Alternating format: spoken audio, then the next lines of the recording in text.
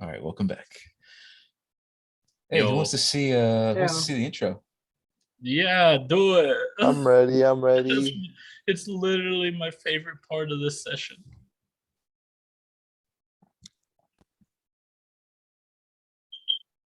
I get to see the wolf. Yeah, it's a coyote. Wait, it's a wolf? It's Come it's on. it's okay. It's a jackal. I think it's a mix. Jackal. Jackal. Oh shit.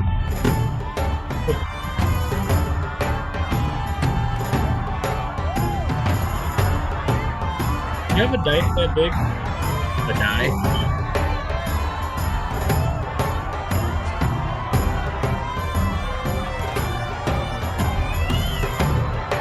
That happens, dude.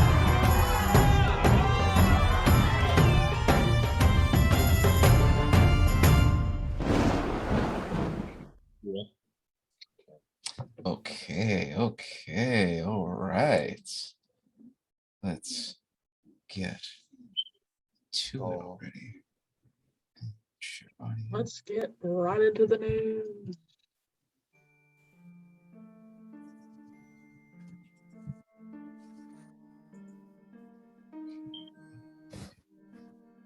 Is it too loud or is that okay? Still on my end. That's good. Okay. I'm good. Now I'm gonna do something a little different this time to see if you boys and girl are paying attention. What happened last game? On to the last episode, Dragon's Ball Peg. What So happened on the last basically- episode of the King and Plague campaign? Basically, fundamentally, we kicked ass, and then we had those. You vision- guys kicked ass. I had a date with the floor. Yeah, I did. Ilkan was intimate with the ground.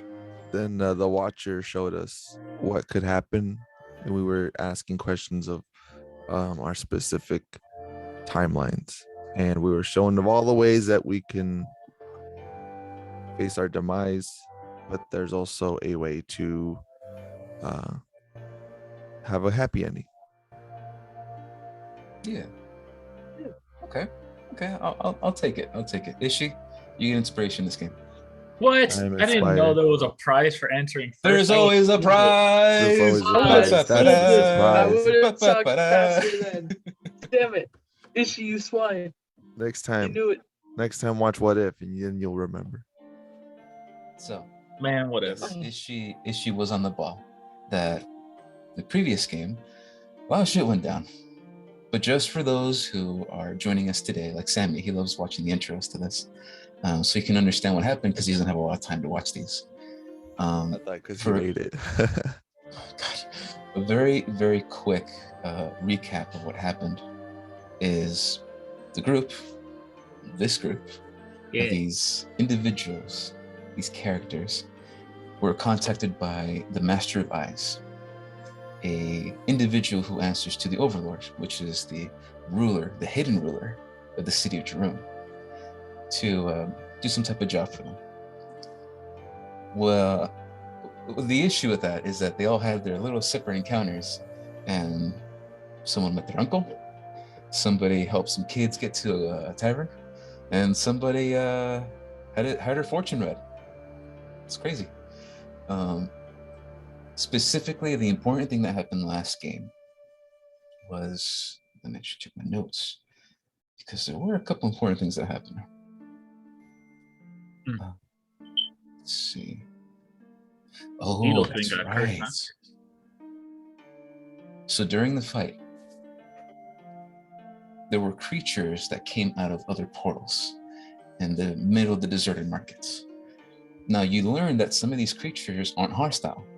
Some of these creatures are just beasts. And Edelson was very lucky to befriend one of them, an ice raptor. Now we don't know its name yet, but I'm pretty sure we're going to find out today. Also, Edelson did spot a individual hiding in the rooftops near the battlefields. And when she went to go investigate it, that's where she got hit by a strange element of red smoke. And she got branded on the left-hand side of her neck. Also, this individual was a red-furred gnoll that only said one thing: once you see the truth, come and find me. I think our nose being manhandled. After that, all the portals closed, each one dropping a strange stone that has infused with the powers of aperture. And yeah, well, as you said, the Master Vice showed them their potential future for the next 8 days. A family, of friends, of the great Earl Tree, your debts, their debts, and the hope that everyone survives. And that is where we left off. So Carla muted. Yeah, it's on purpose. And come No back. hands.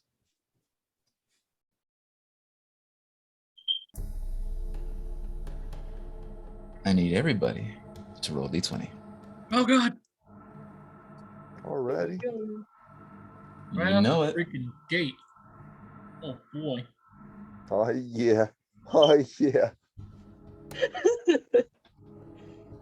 Oh, Okay. dang.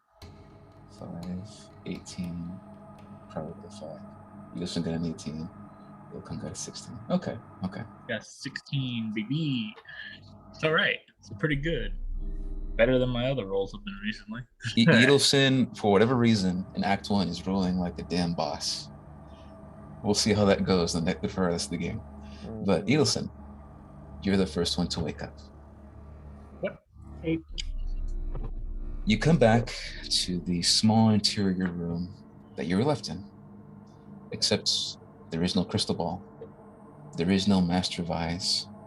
It is just you laying on the ground with your two companions, Crower and Illican, laying motionless next to you. What does Edelson do? shit. Alright. I'ma do that good old,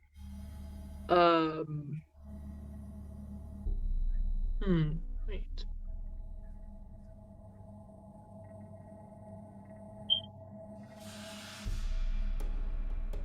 That good old. What's it called? The one where, What's up? can I just do an investigation check? Go for it. Because Yeah. I can't remember what the other thing was called. You mean perception? Or No. wisdom? Yes, wisdom. Wisdom Okay. saving. Wait, no. Wait, what? What? Just go ahead and roll an investigation check for me then. She did. Oh, she did? And it was Oh, Not good. 3. Yeah. Okay. I had to say something. So at this point in time, as you begin to rouse your wake, begin to wake up, you begin to reach out to see, Crower and Illican are okay, but then you feel like a poke in your backside. And you turn around and you feel this cold blast of air hit your face as a giant ice raptor is just staring eyes at you very curiously.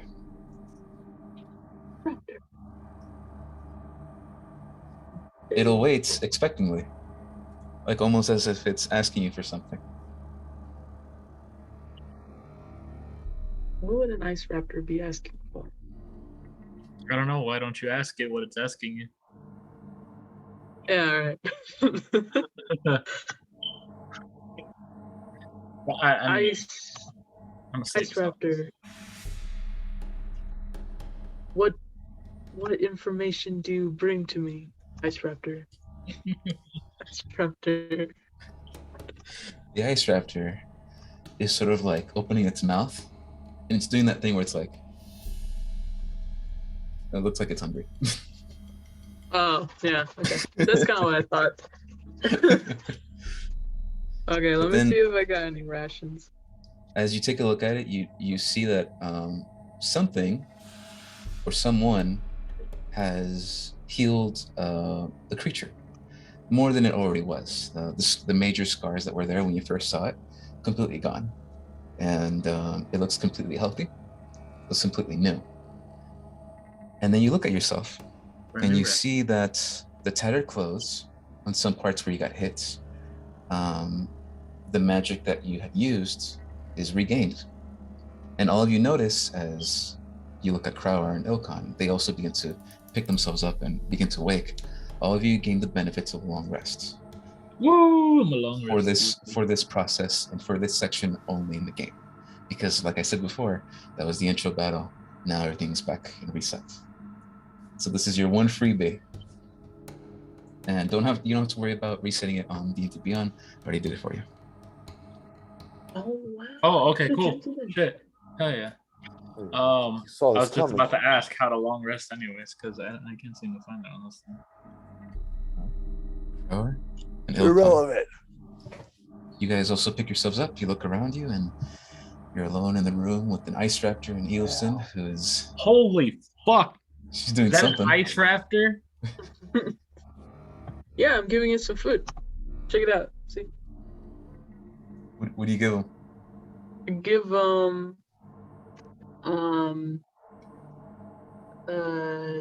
dried fruit and nuts. Are ice raptors cool with that? I kind of figured they'd eat like meat or something. I don't know. I mean, It's a there's raptor, also man. jerky. I'll give them jerky, Okay, the okay. jerky? I was gonna say but they're made of Eilson. ice though. Eilson, the moment you bust out the nuts and fruits, they immediately like push your hand away, and they go for your pocket that has all the jerky, and they start munching on it. Right. Okay. Now, because Yeah, You're smart. I'm giving you all Yeah, the. dude, it's a raptor. I'm gonna let you customize this however you want. What does this ice raptor look like, and what is her name? Okay, so the ice raptor is like, I mean, it kind of just looks like the. Didn't you have a picture of it? It's just I like did. really light blue. I'd imagine it have ice claws, right? Mhm. Ice claws. Crystallized. Maybe some ice claw. like spine. Yeah, it thing. got like ice mohawk. Yeah. Little cool. wisps of cold air emanating from it. Frosted Oh. tips. It has frosted tips. It's got like Is it- super like blue eyes, like dark blue eyes. Okay. Is it male or female? Female. Sure, why not? But female. And what's the name? What are you giving a name? I was gonna name it Dale, but Dale.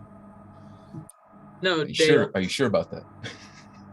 Dale or Chauncey. Chauncey. Yeah, we get to do Chauncey. I'll do Chauncey. All right. Sweet. Alan, how do you spell Chauncey? Chauncey.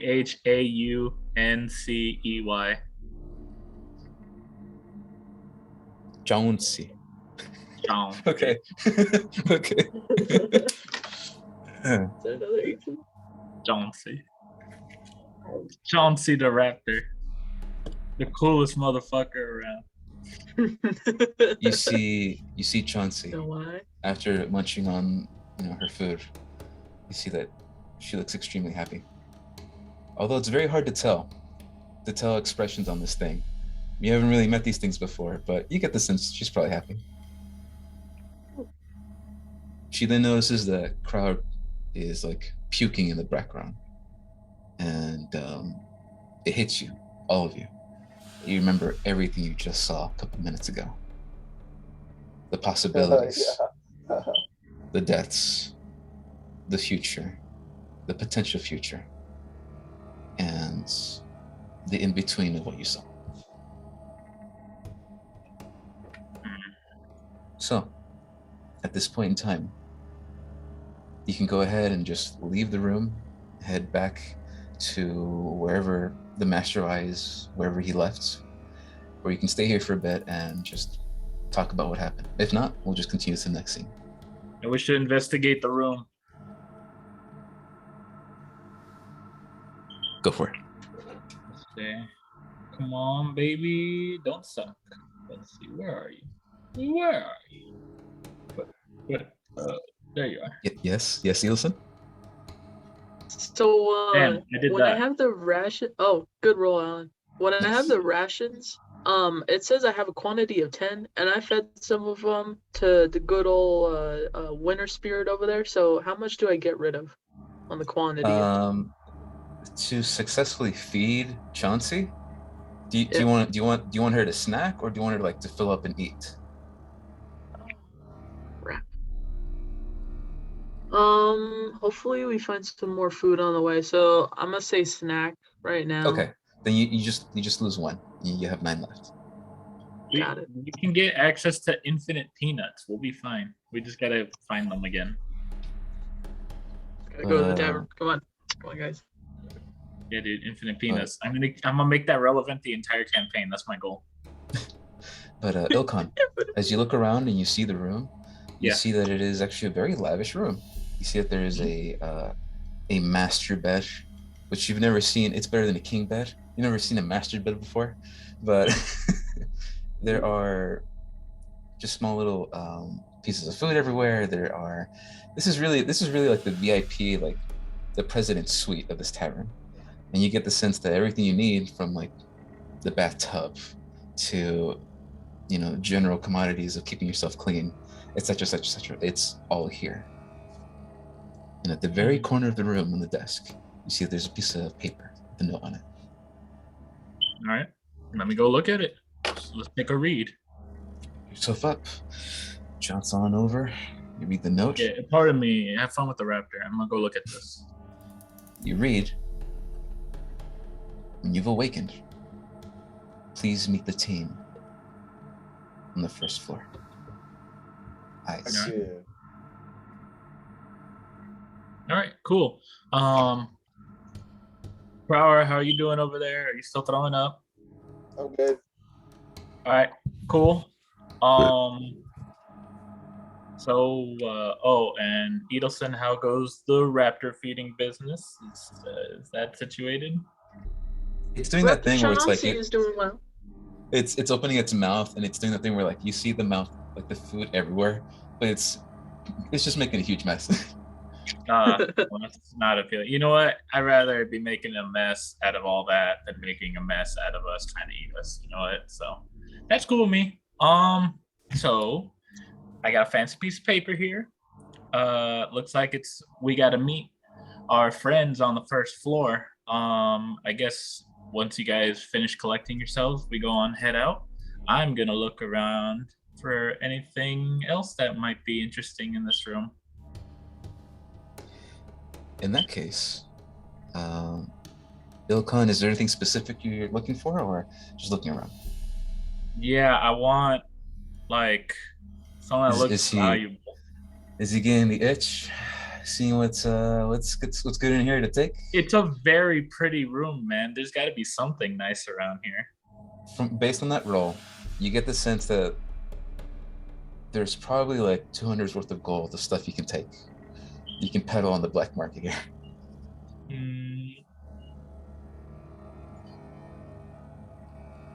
From silverware to, embroidered napkins to just small little bits and baubles here everywhere.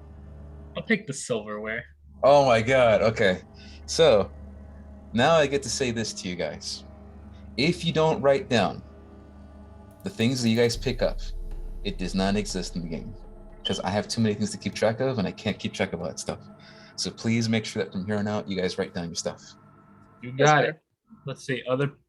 I'm assuming I just jot that down in other possessions. Yeah. We can go and drop that down in other possessions.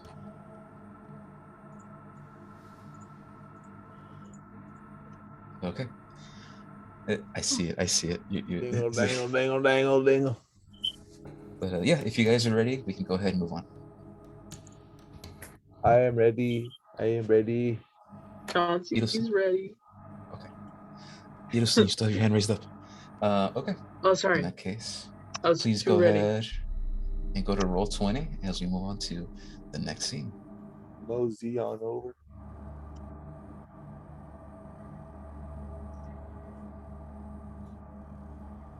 Ooh. Ooh. So, what you see here is what's on screen. You see the strange bunny folk individual from earlier talking to Master Bono. You see a very strange blue fur cat folk at the bar speaking to the proprietors of the Cut Price Tavern. And then you see the androgynous goblin also hanging out there. You guys reach the bottom of the stairs, and Master Bono sees instantly as he turns around, he sees all of you. And he says, greetings. It is good to see all of you. Please take a moment to yourselves, as he points to the bar. Once you are well fed, meet the Master of Eyes in the room. As he points that there is a side room that is currently closed. If you guys want to, we can go straight to the room, or you can get your food, feed little Chauncey, and then we can just go from there. Hey, I guess we should all eat, right? We should all just Yes. snack up, be up, Food time. food time. Yeah, sure. All right. What kind of specials y'all got? Right now it's the Warrior Special. Oh, Ooh. fuck yeah. The Can I Warrior please Special. get 2 Junior Warrior specials? Can I get One number for 9, me, one for Chauncey. number 7? The Warrior Special is a unique food that none of you have seen before. It is a strange combination of bread, lettuce, tomato, and this grinded up piece of meat in the middle with bread All at the right. end. And I'm not kidding. This is in the game.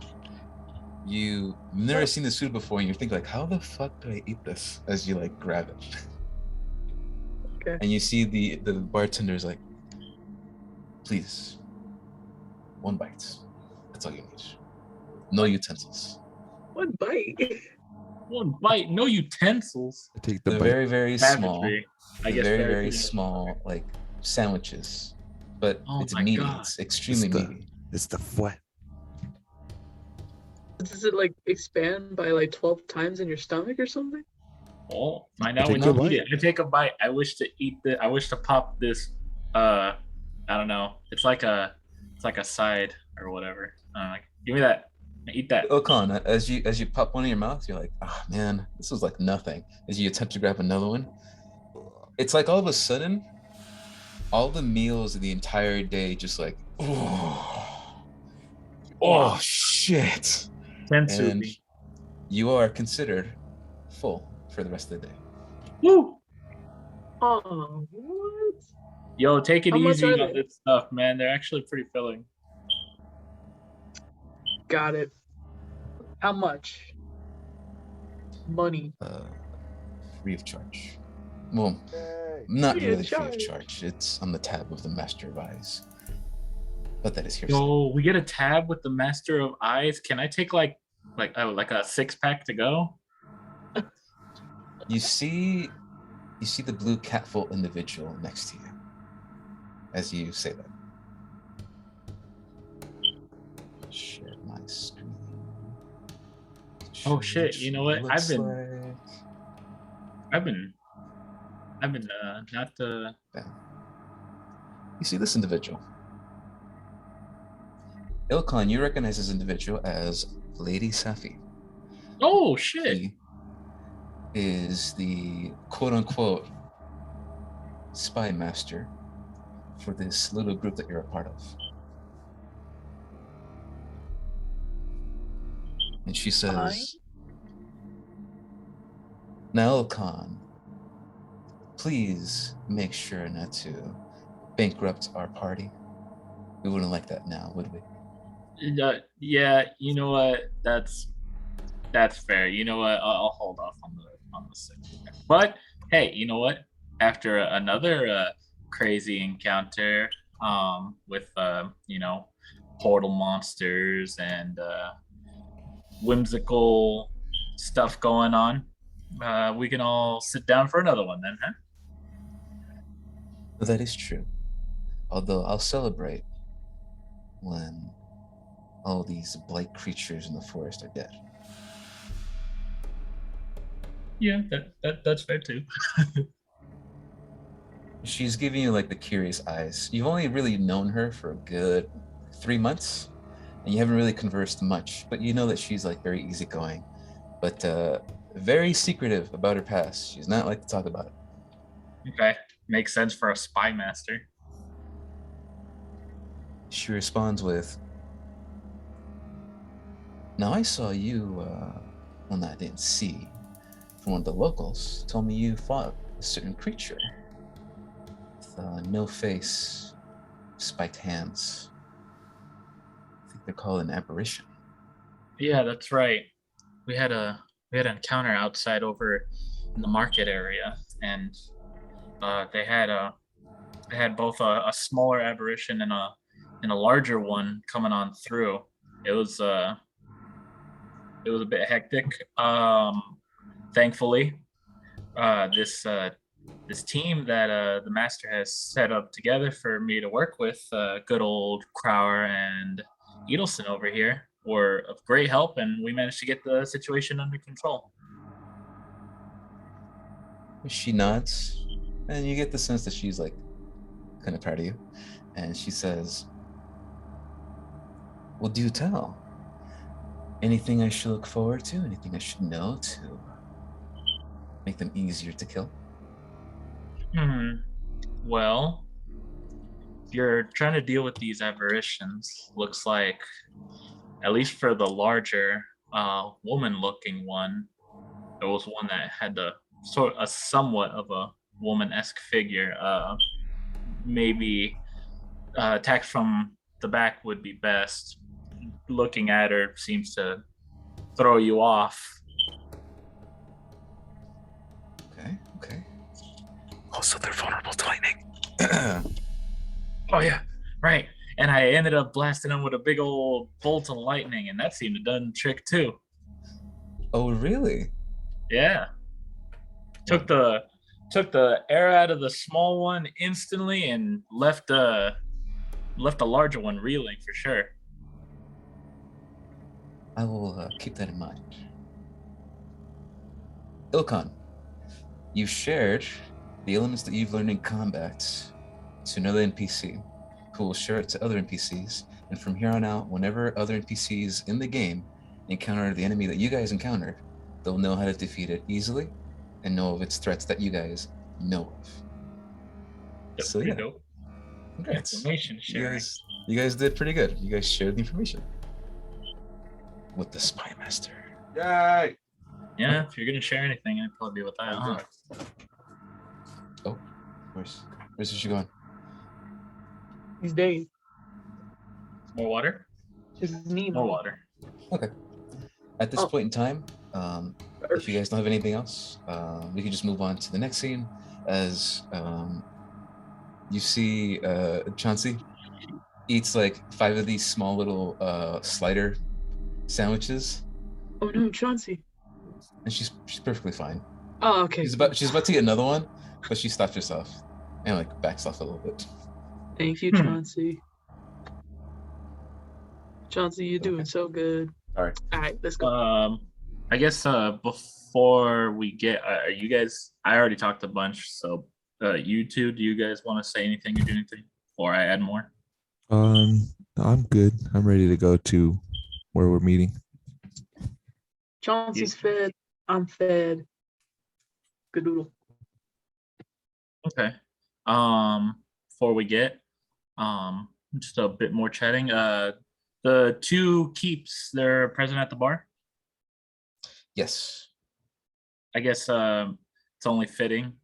I'd like to thank both of you two for your hospitality, and maybe if it's fine, could I get a name for both of you so I can thank you properly? The large hobgoblin individual responds with, "Of course. You've done much for me and my people in the deserted markets. It only seems fair that you get a name. My name is Mr. Big Rod." Mr. Big Broad. Fitting, huh? And you see the goblin individual like chuckle to themselves, and they respond with, and my name is Does the Mate. So Does the maid? Duzz. Does the Mate. Does the maid? Okay. Interesting. Well, Big Broad, does the maid. Again, I would like to thank you very much for taking care of the three of us. They both nod, and Does responds to you by saying, before you go, please come speak to me, as I might have a job for all of you, if you have time. If not, I completely understand. Okay. Oh shit! Side quest. Yo, side quest, boys. All right. I'm going to move all of you towards the Wait, room. Wait. I'm waiting. just for poops and giggles, can I do a perception check on the place? Go for it. Awesome. Oops and giggles. Boost and giggles. 17. Very nice. Okay. 17. Hiddleston, I am so happy. I'm so happy. Okay. Hiddleston, as you look around this, you finally realize an enchanted tavern. You realize that all of its denizens are gone. It is just you and a couple individuals of the Master Vice party. And one thing that catches your eye as you're looking around is you see the bunny folk, that small individual next to Master Bano. And this individual is laying on the stage. You notice that they have a very strange red mark at the top of their head. Now, granted, Edelson can't see her own mark because it's at the bottom left, but you get the sense as you look at it, it's strangely familiar, and you don't know why. Heyo. Damn. Thank you I for didn't do catching that that. perception check. I wouldn't You wouldn't even have have known. Alrighty, I'm walking up to this person. That's why you perception check every room, every time, forever. Time. Well, you can move yourself. You go ahead and move yourself to Right. the individual if you like. This guy, right? Or is it her? The bunny folk, yeah, the small one. Small one. Master Bano sees you walking towards her, and he says, excuse me, my lady. I would say please wait a moment before waking her. She was extremely delirious before I forced her to sleep, claiming she could see the end of the world and many other things. A great truth, so she says. If you'd like, I can wake her up for you, but only if it is truly necessary.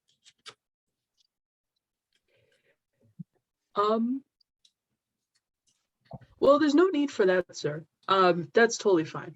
She can go to sleep and stay asleep. But I would like to know a bit more about like this red thing that she's got on her head. Like, what's all that about? The marking, the same one that is on your neck. From the little research I've done, and another individual, you will see her soon. We both theorize that it is a mark of some kind. Not a curse, but a mark. Something to keep track of you. It is theorized, however, we do not know what else it is. There may be a chance that we can reverse it, or maybe even replace the mark and put it on someone else, if that is something that is you'd like to do. But as of right now, I am very surprised to see that you yourself have not succumbed to the madness that she did. You yourself are completely fine. Very curious, Edelson. Hey, you know what? That is curious. that's pretty cool that I'm not crazy yet. Unfortunately, that's probably gonna happen soon and become a major plot point, but that's fine. Um, so In that case, let me provide you this then. As he goes through his pockets and he hands you a very, very small, it's very strange. It's a very small berry, but it's colored black, like jet black. Ooh, And he hands it to you very. and he says, if the need arises, this has the potential to put individuals to sleep once they consume this blackberry. I recommend that if anything happens to you, you begin to become delirious as our friend here, to consume it. As once you lose your ability to think, you begin to do things you regret. She was a simple merchant, but you, I get the sense that you can do more than she can. damn. Well, don't undermine Miss Bunny over here, but all right, thank you. I appreciate the compliment. And I appreciate this berry is gonna come into use. I appreciate you. What's did I ever get his name? He did. His name is Okay. Master Bono. Ah, there he is. Master Bono, Sure. don't bark. Yeah. It's Master Bono. It's BNO, Master Bono. Bono. Master Bono. Bono. Mr. Bono. Mr. Bono. Thank you. Thank you. You are indeed welcome. Depending on what you decide to do after speaking to the Master of Eyes, there is a chance we may speak further. And for the first time, he gives you a small smile. But every time you talk to him, he has this very stoic face and a very low, graggly, unchanging voice. Edelson, you've obtained the Blackberry of Sleep. Whenever a creature consumes the Blackberry of Sleep, they take 50 points of sleep. If they have more than 50 points of sleep, if more than 50 hit points, the berry is ineffective and does not do anything. But if you get a creature to consume this that has less than 50 hit points, they will automatically go to sleep for 24 hours. Unless someone wakes them up, but still, it's Deeps. I'd like to note that it seems all of our party members are under 50 HP. very astute. So mark that down somewhere. Yeah, I'm writing it down. So you said if it's less than 50 points, they'll sleep. Yes. If a creature has less than 50 points of hit points, then they will automatically go to sleep. No saving throws. It just happens. Is it still ineffective if it's equal to 50 HP? It has, if it's 50 or higher. If it's 50 or higher, it's ineffective. Okay, so it has to be less. All right. Yeah. Got it. All right. So then I guess. All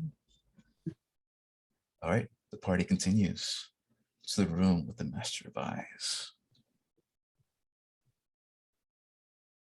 The map is active, so you can go ahead and move yourselves there. Bum, bum, bum, bum. And I can finally uncover the room. Let's see. Let me zoom out a bit. There we go. That's much better. Bam. Oh shit. Do you guys see the room? Yeah. Yes. Okay, cool. Yeah. I'll go ahead and It's like a grab light my- just turned on. It's pretty cool. Let me change that to bam. Let me change that to bam. There we go. Don't mind me. I'm going to go ahead and grab myself a handful of infinite peanuts before I head over here. When you grab some, same thing. Like popcorn. Pop. They are replaced instantly. All right. So does the Thank bowl you. make them infinite? Does the bowl make them infinite, or are the peanuts just rapidly reproducing? I imagine the Listen. bowl infinite. That is a very good question. Maybe if you want to investigate it after you leave, we can find out. Maybe it's just one nut and no one can reach the end because it gets filled up too fast. Or maybe it is an endless black hole that only spills out peanuts. We'll never know. Actually, we will kind of know with Alan, because like he's got one. So if it multiplies into multiple in his hand, doesn't that Ilkhan, mean? if you want to know the lore of the infinite peanuts, one thing I can say is every single peanut you tasted, it just tastes like a regular peanut. Okay, so regular ass peanuts. I'm gonna go ahead and without any like checks or anything, I'm just gonna say off the top of my head, it's probably like an alchemy jug kind of business, but specialized for peanuts. Maybe it is, maybe it isn't.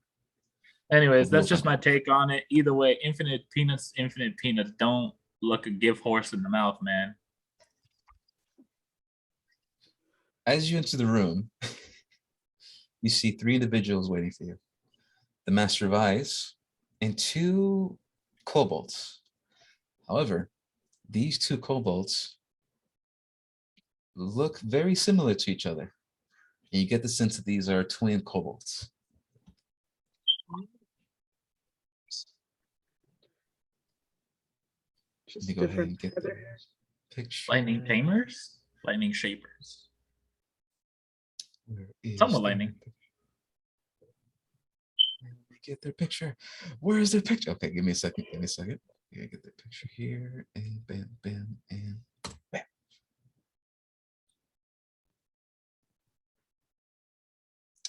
Share that with you guys. Bam. Can you guys still hear the music? Yeah, Yes. I see Barrowman. You see the Master of Eyes at the very far end of the room. Oh yeah, he's like what, 12 feet or some shit. He is huge. He is the giant of Dragonborns. You see this individual with yellow horns coming out of her top head. And you see another individual that looks just like her with purple horns coming on top of her. They're color coded. Thank God. No. The Master of Ice sees all of you and he says, I see you're finally awake. Sorry. Come on. He doesn't say that. He doesn't say that. He says, Ha. You're better than this. I want my references in there once in a while. Oh man. It is good to see all of you. I am glad that the effects of what I showed you did not affect you too much to run away. Turn the music down just a little bit. Just a little bit. Okay. Just a little bit. Okay. Please sit. I sit. You Please see roll over. You see both kobolds that are in the room are silently just looking at you. They haven't introduced themselves. They haven't said anything yet. They're just looking at you.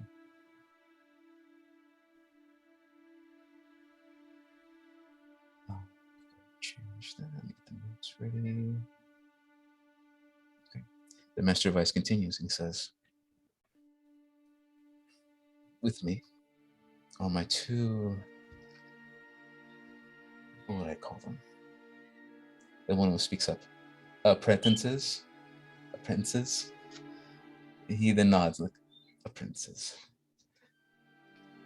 The power I have to see in the future is it can be passed down. So I am training these 2 in the arts of the sight. This is, as he points to his left-hand side, so that's his left, one in purple.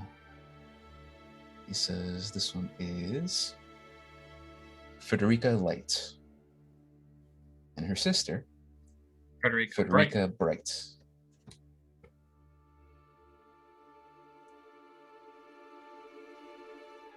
Yeah, dude. Bright lights, baby. Frederica? Frederica Bright, and then Frederica Light. Light. So Light's the purple one.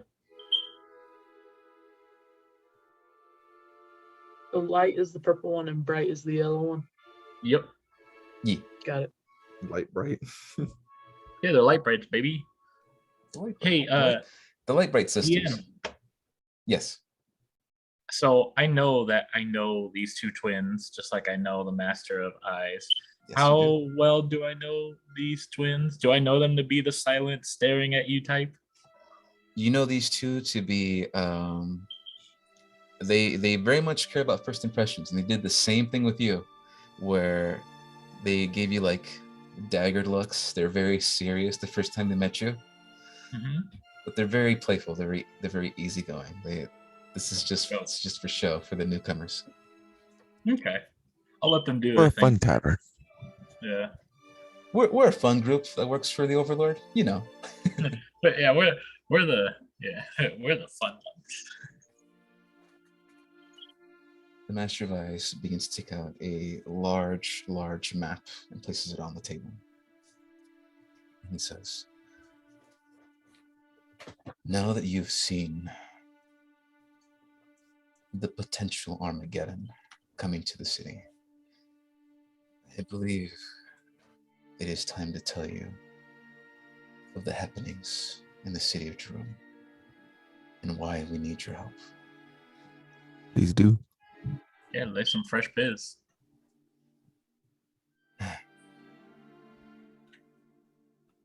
Our resources within the Blue Horde have gone thin.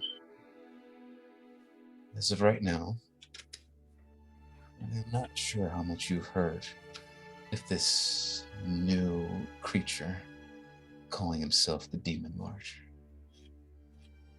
But his undead armies are approaching the city of Jerome, and it is taking the majority of the Blue Horde to hold those armies back in the desert in the south, which I get to show the desert. But what's the desert? The Unwanted Deserts, the south side of the map. So say He then continues.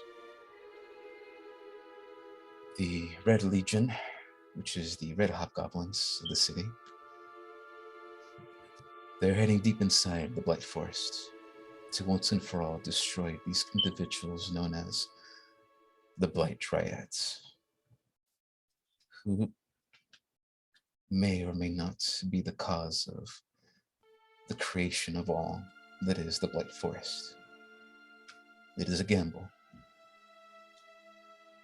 but intelligence has been learned that we are fighting a losing war, and no matter what we do, within 100 years or less, the Blight Forest will consume the city. It is inevitable.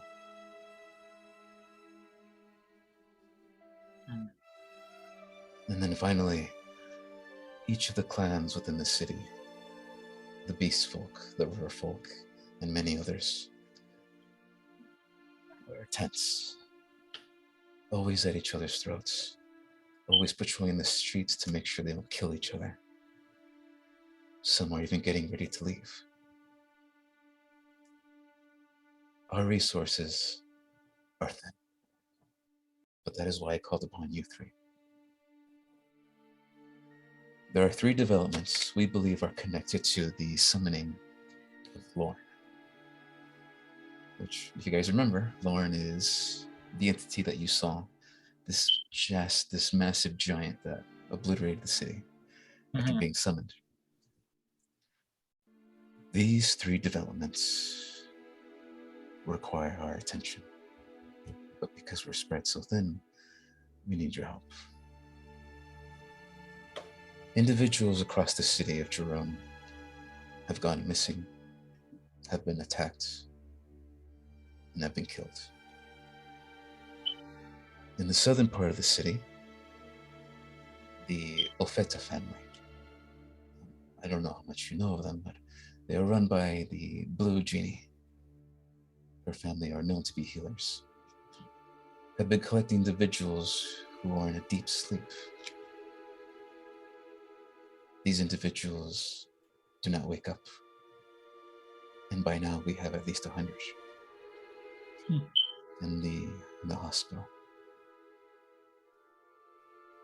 Unfortunately, most of these victims are Genasi, individuals who are born with elemental magic within their blood.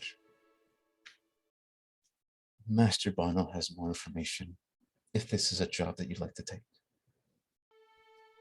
But before you ask your questions, please, let me continue. In the center of the city, specifically within the barriers and the territory of the beast folk, within the Great Oil Tree,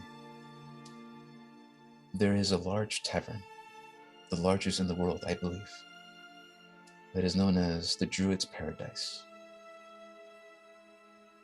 The Druid's Paradise consumes the bottom half of the Great Oil Tree. It is a massive, massive tavern. However, there have been a series of kidnappings there. No one has seen anything, and no one knows anything.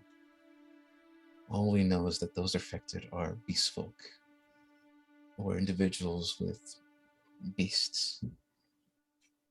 It seems that it is rare if another individual not of beast is taken, but this fact we know to be true. It is difficult because the Lycan and the beast folk there are very proud, and they will not take our aid. We've come to a point where, unfortunately, we have to do something.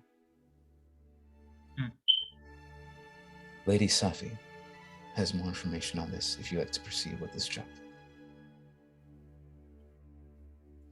And finally, within the northern part of the city, individuals reported by the Eurocrim family, another individual who's run by an air genie.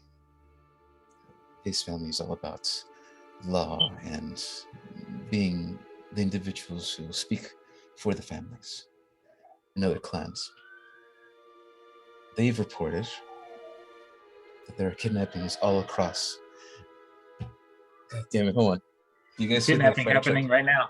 Damn it, It's hold on. going down Give me a second. outside. All hell is breaking loose.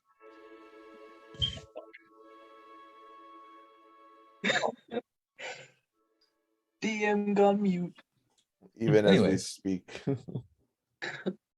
He continues by saying, there have been a series of kidnappings. And this was at the beginning of the last year. But now, they're just killings.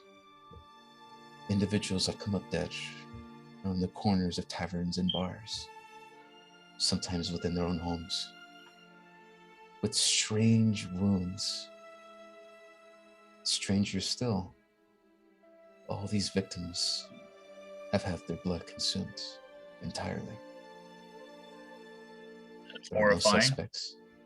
It is terrifying, Ilkhan. It is.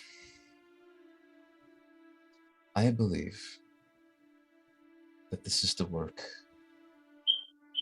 of one creature. You may or may not have heard of it, but it is called the Master. It is called the Monster of Jerome.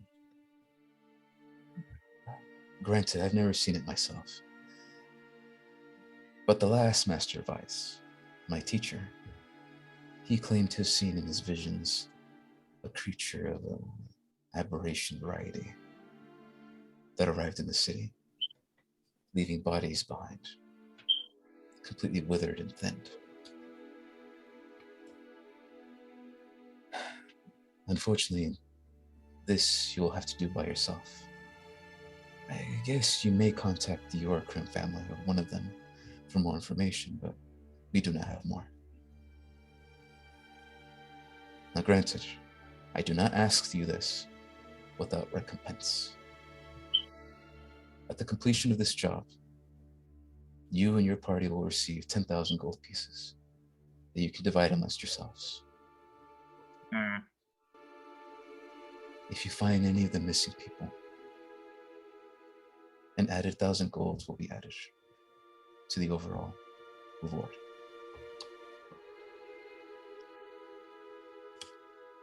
So please, ask your questions if you have any, and tell me which job you would like to take.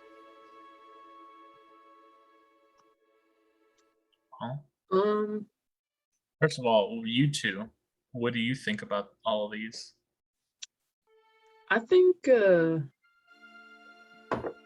we should do it because, like, when it comes to the Great Oratory, um, but fuck, I'm forgetting names. Brower. Yeah, Crowder. You know, he's really into that tree, so he'll probably know his way around there. I do like that tree. And I'm a People do like druid, that tree. so I could just use me and an ice raptor as bait, and then we'll punch a guy if they show up and try to kidnap us. Right? It sounds pretty easy. I mean, there's a lot of other stuff, You but see the Master of Eyes, he sort of like chuckles to himself. A solid plan, Edelson. Maybe some revising would benefit the party, but I do believe this would be the best case. Many of you do not know this, but Sky Wardens, specifically Arakroka, when they're near the tree, gain benefits only to them. So if you were to seek out this venture, this job, Crow would have the advantage here, as he gains benefits by just being near the tree. Yeah, I didn't know that. I mean, like, she didn't know that. Oh, okay. Grounded. Any other questions? If there's a job take, it'd be the one for the tree. When it comes to the killing situation happening in the north, is it is there a pattern of targets with that as well? Just like with at the patterns that are happening at the tavern, or is it any individual? Give me my notes. Let's see.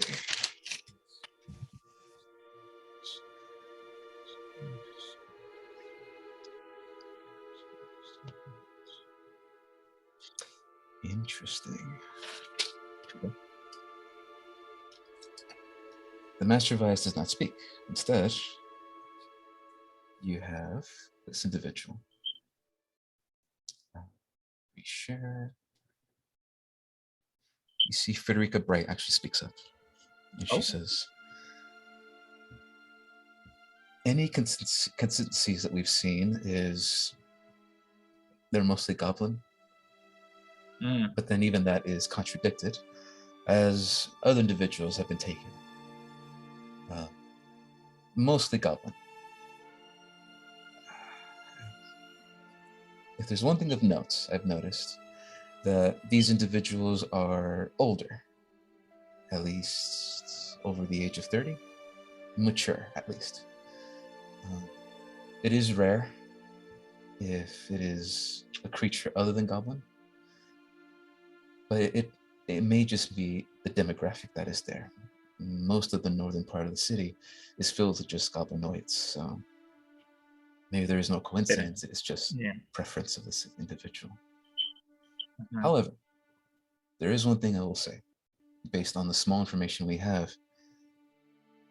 If this monster Jerome is real, the Master of Eyes has been unable to detect it. So there's a chance that it may have the ability to block itself from being seen by magic capabilities. Which, if that is true,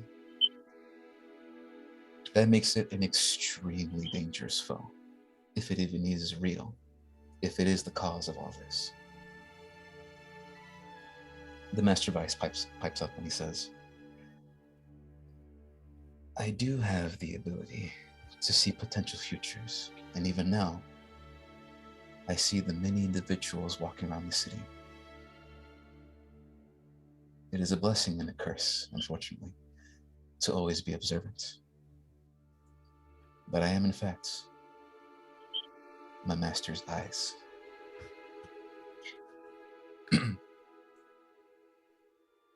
I can safely say that if you were to go this direction, being cautious would be an understatement. You would have to be careful every step of the way. But please continue. Let me know if there's other questions you have. So you two, personally, I think I have, out of these three jobs, I think I had the most interest in the one taking place at the tree. I don't know what you guys feel, or if you guys even have questions about the third one. What do y'all think?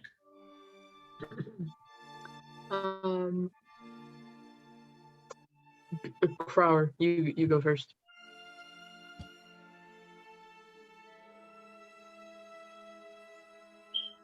My mission was specific. With our people, it's all for the cause of the tree. So yeah, out of character, my guy's totally gonna want to do anything for the tree. That's just how it runs. That's how we run. So, the only interest would be in missions, in protecting, finding out, involving the tree. Makes sense. Yeah.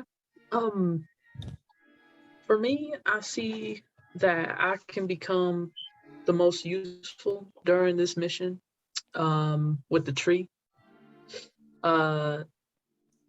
And also just in general, I feel like it's just more interesting. And we're helping more people out, most likely. And we would be solving a mystery. That would be cool. All right. Very true. Yeah. I think it's pretty unanimous then. I think it's within our group's best interest that we'd investigate the tree first. In that case, let it be done. Before you go, please speak to the lore master. She's in the other room. She'll have more information on the job, and of course, before you leave, let Lady Safi know, as she'll be going with you for a brief bit of the journey to give you more information. But other than that, Crower, Ilkan, and Edelson, know that your actions today will undoubtedly shape the future for the better in the city. Yeah, it will. And I hope, deeply, I hope, that by the end of the 8 days of aperture, we can stop this Armageddon by happening. But please, speak to the lore master and speak to Safi. We will be here if you need anything else. And then that's basically it. That's all he says. All right. Shit. Let's do it. Edelson didn't say that, but Of course. All right, in that case, I'm gonna share my screen to the map. The map? Grab one. This map. It's this map. Okay. Did you want another water bottle? I'm good. Now, the room he's talking about is Good. the room, Cool. is the room over here, at the very bottom of the tavern. So please go ahead and make your way towards the tavern. I mean, the bottom part of this tavern. Go. Over here.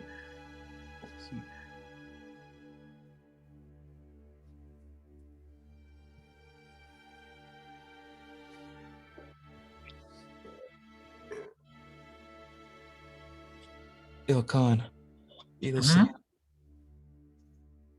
Oh, do you guys want me to move you? Oh, no.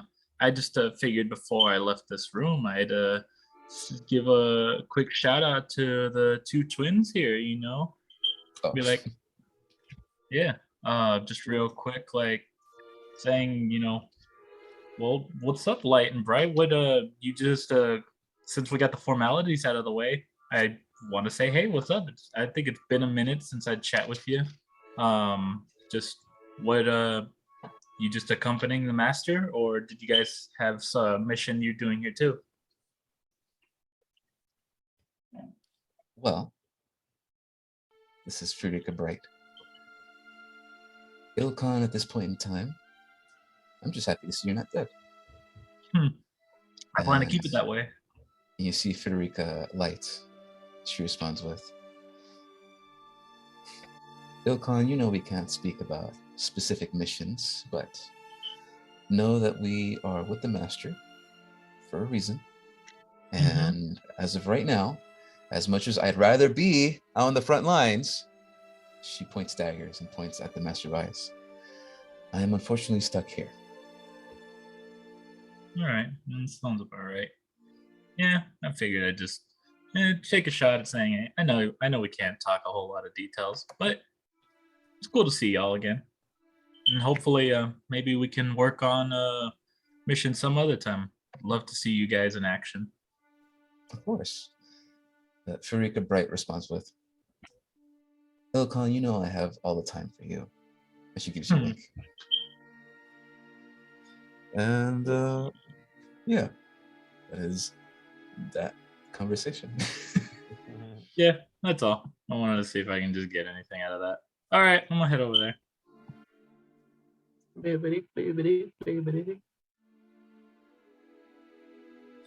Okay. Edison, make sure you move yourself, and then you should be good.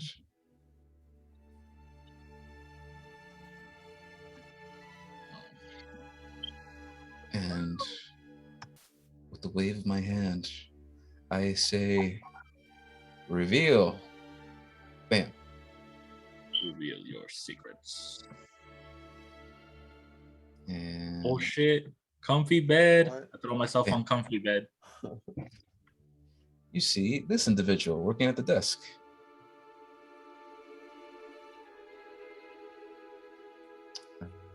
Right.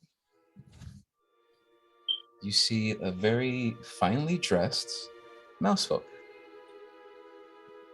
And the last member of the Guardians of Jerum.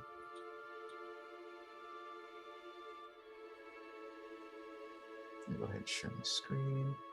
And bam. As she sees all of you walk in, she says, my, oh my, the new recruits. And she puts her book down. And you see behind her, there are these 4 rotating books just floating in the air. And she just waves her hand, and each one by one just stack themselves on top of the desk. Cool. And she Book says, wizard. Yeah, book wizard. She says, let's see. So, the Master Vice has granted me permission to give you some items for your journey. Something that will benefit you along the way.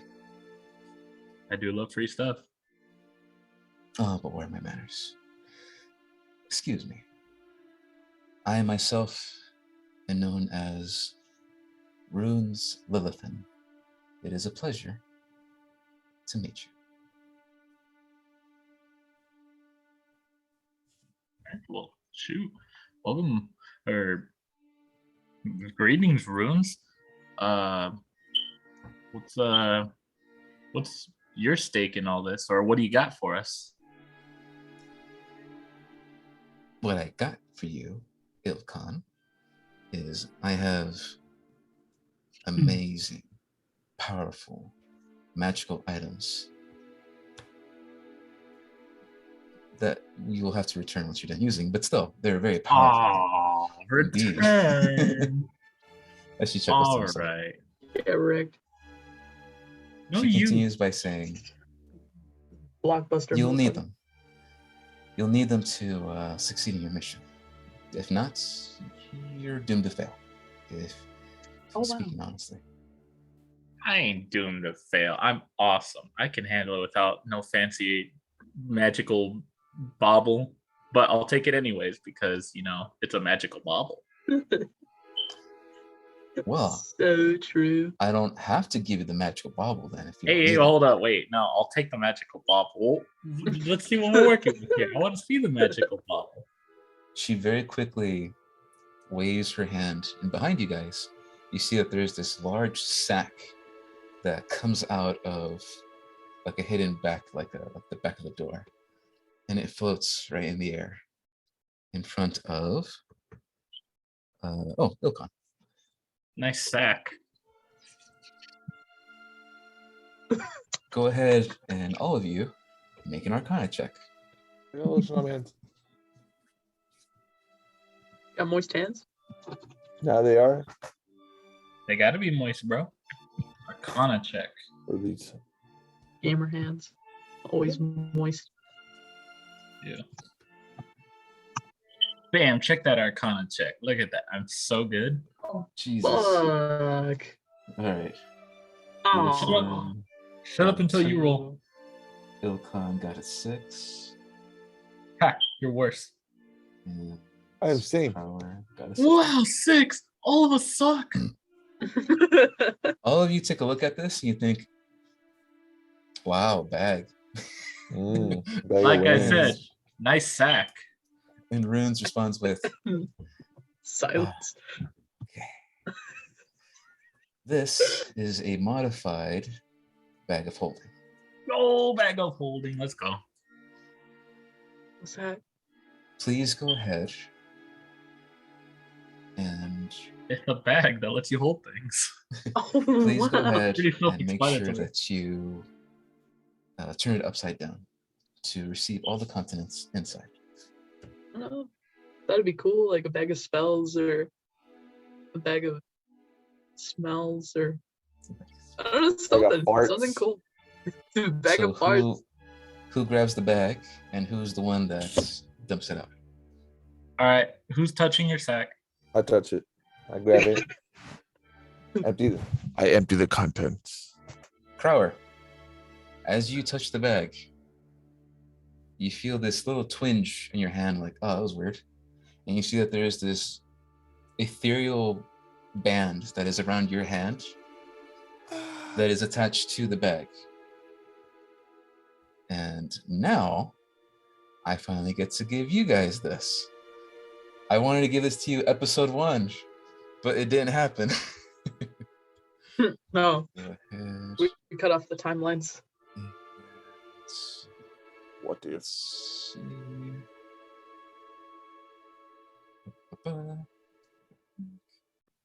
All right. This is for everybody. This is mostly for Go. Issue. You are now in charge of the bag of holding. I am in charge.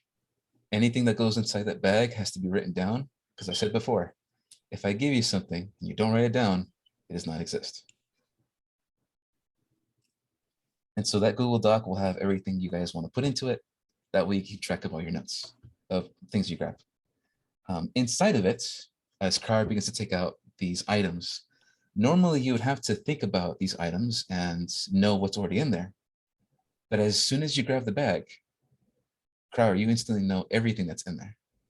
And you feel what's going in this ethereal space.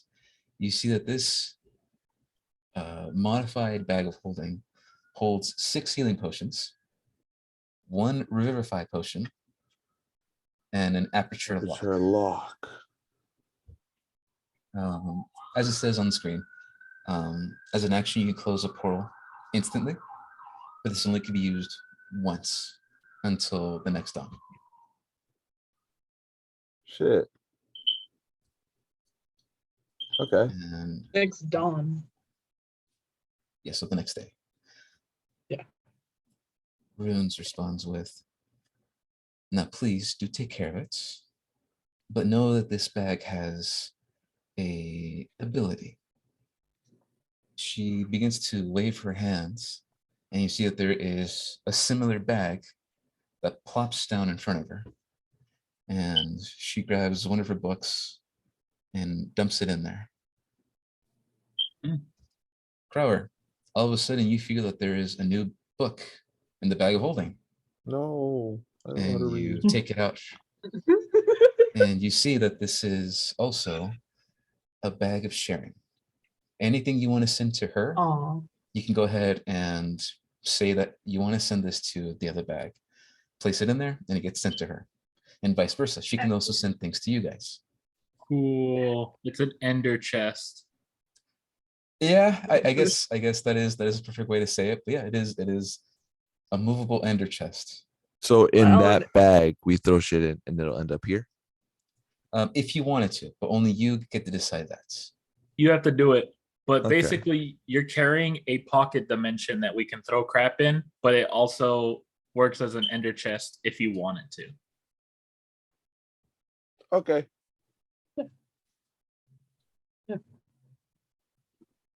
That's up to you though, because that's your deal. You're the one with the mark That's on your my hand. bag, baby. You're And the then one who at this- touched the stack. At this point in time, if any of you have any notes that you just wrote down on what things you just grabbed, like the blackberry of sleep, definitely write it in there if that's something you want to put in there, just in case. Ooh. Well, I mean, the berry's like not that heavy, right? Like, It's a not, berry, but it's two things. It counts as it reminds you, and it counts as just something to put away in there just in case. But Carla, if you're gonna remember that, then there's no issues. You can go ahead and you don't have to do it. I got room in my backpack. I don't need to put anything in the stack of holding right now. A sack. Nah, I'm gonna keep it with me. I don't want this person. I don't want this person to possibly get a hold of a very powerful medicine.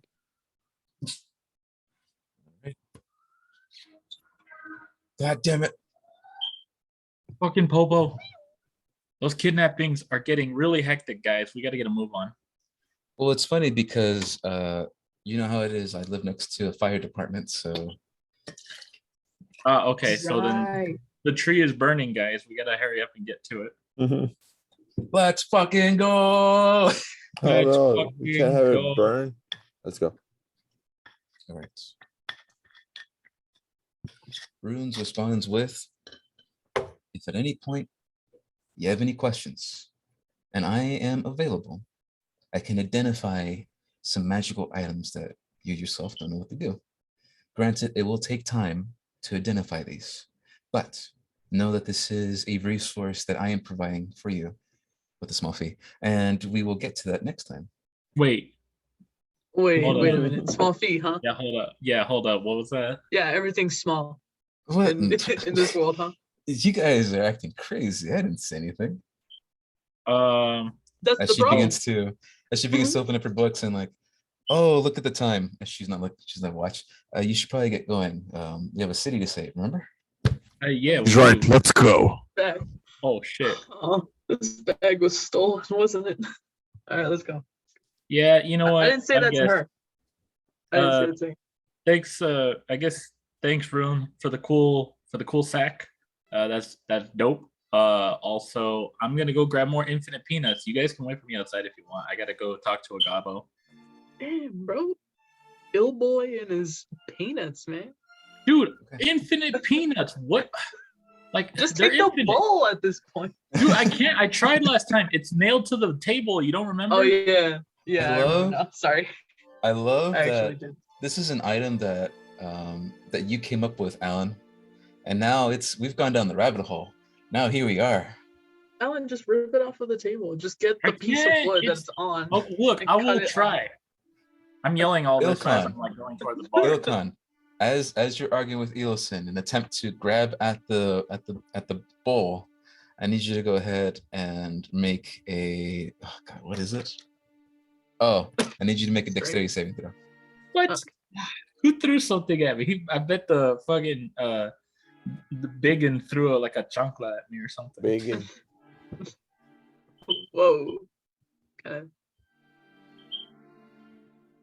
Hold up, dex save. Here we go. Dex save. Yeah, top that. I'm a rogue, damn it. Okay, so What do you get? who's next to Ilkan? Is anyone next to Ilkan? No, I went on my own. I'm assuming unless someone came with me for infinite peanuts. Okay, so you're just by yourself, right?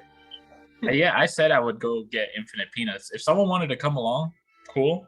If not, I assumed I went alone. I break through the window. Gosh. Crowler smashes through the window as I go for Nah. infinite peanuts. I'm here. I'm just walking. Walking I like around to in sing. bat Ilkan. wings. About the moon and the June and the Luna. I like to All sing right, it. hold on. Got Give me Pete or a Pop. second. Give me a second. Jesus, why did I do this to myself? Give me a second.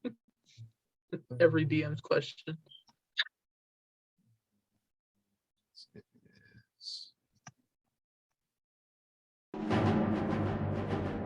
Whoa, What? just for So- peanuts, bro?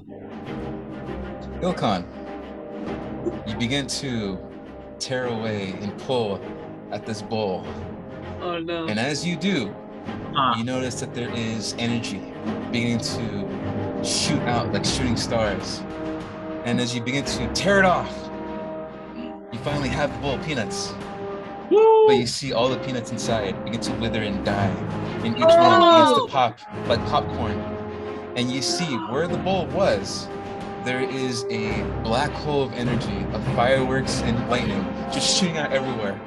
And you see the bartender and you see the guy going out, no! No.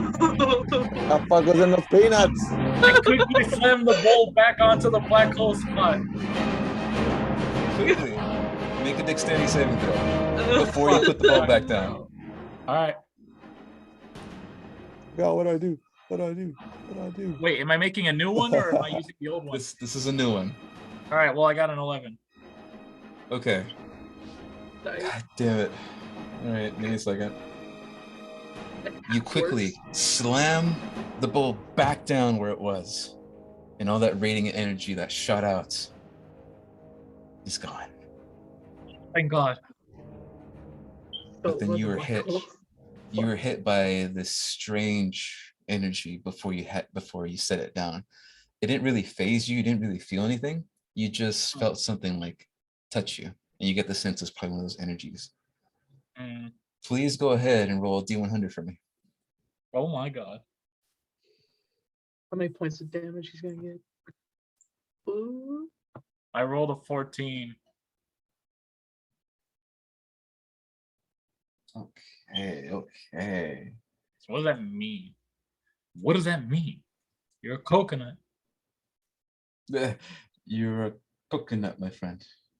That boy needs therapy. All right. So.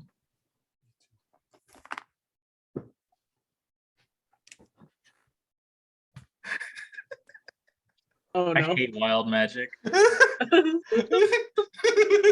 Yeah. What happened to me? Cool. Damn. Ilkan, well, Crower and Edelson, as you walk out of the room and you see this whole explosion happen, all of a sudden, Ilkan has a third arm that is grown What out the of his back. Fuck. And it's like, it's doing this, it's just waving around. And Ilkan has not noticed. Oh fuck. Okay. So then, in that case, well, that could have gone a lot worse. I think. What the hell was that? You see both bartender and the maid they're just like mouths agape looking at you.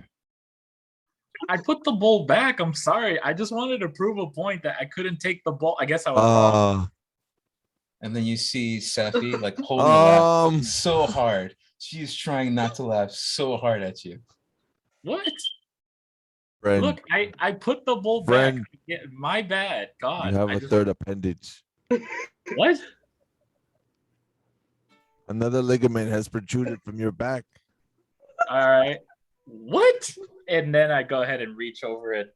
I'm assuming hold hands with myself or something. Give yourself a high five. So here's the issue. Here's the issue. What happens when I reach back there? When you attempt to grab and reach your hand, you feel something like slap your hand away. And you get a better look at it now, and you feel this thing, and there is something moving in your back, and it That feels is- extremely weird. That's not fucking cool. And you feel all of a sudden a hand just like begin to rub the top of your head. That, no, It's like, I don't appreciate that. I'm gonna immediately like fucking slam my back against a wall or something in an attempt to make it stop. Roll an attack with anything. I don't care. Just roll an attack. I'm just gonna Hurt roll. yourself. I'm just gonna roll. Yeah, my like dagger attack or whatever. Cut it off. Cut it Ugh. off. Has a mind of its own. Okay, Shit's here. like alien. Here's a rapier attack technically. 16. You go ahead and you see the corner of the tower. You're trying not to freak out. You just go ahead and BAM! Hit the wall. That fucking hurt, man. That is weird. It really hurt. Yeah, I mean, I bet it's part of me. I just wanted to stop.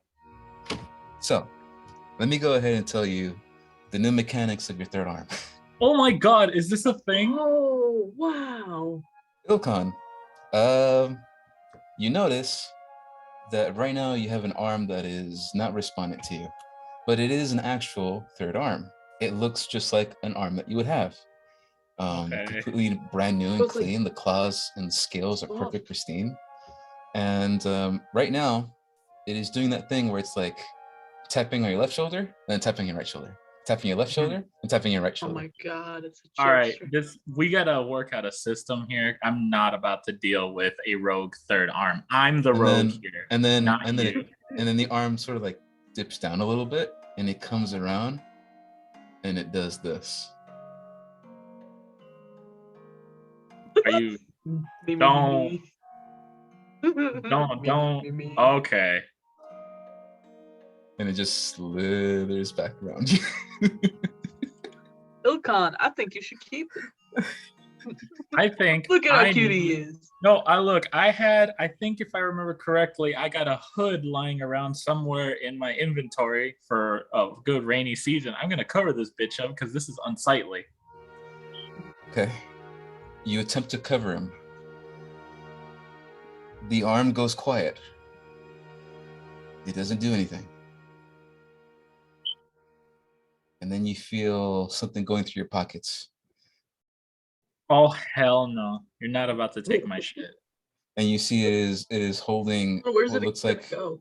it is holding like a handful of gold pieces. And it's just chucking them one by one all across Hey, the tower. hey, no! You're not dipping my cash. Look, Eagleton, do me a favor. Pick up my money. Well, I'm gonna get this shit resolved right now. I'm gonna go back to. Yes, you do.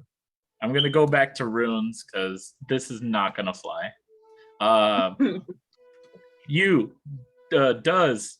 I'll get back to you in a hot minute. I wanted to talk after the peanuts, but this went way south. Does looks at you and she says, yeah, I don't no issues there. As they are also trying not to laugh out loud. The So- peanuts suck anyway. You Well, see yay, extra you arm. see runes just let me go through her notes. And she looks up like, oh, you're back. Yeah, I kick the door open and I say, and then I take off the cloak and I'm like, look at this.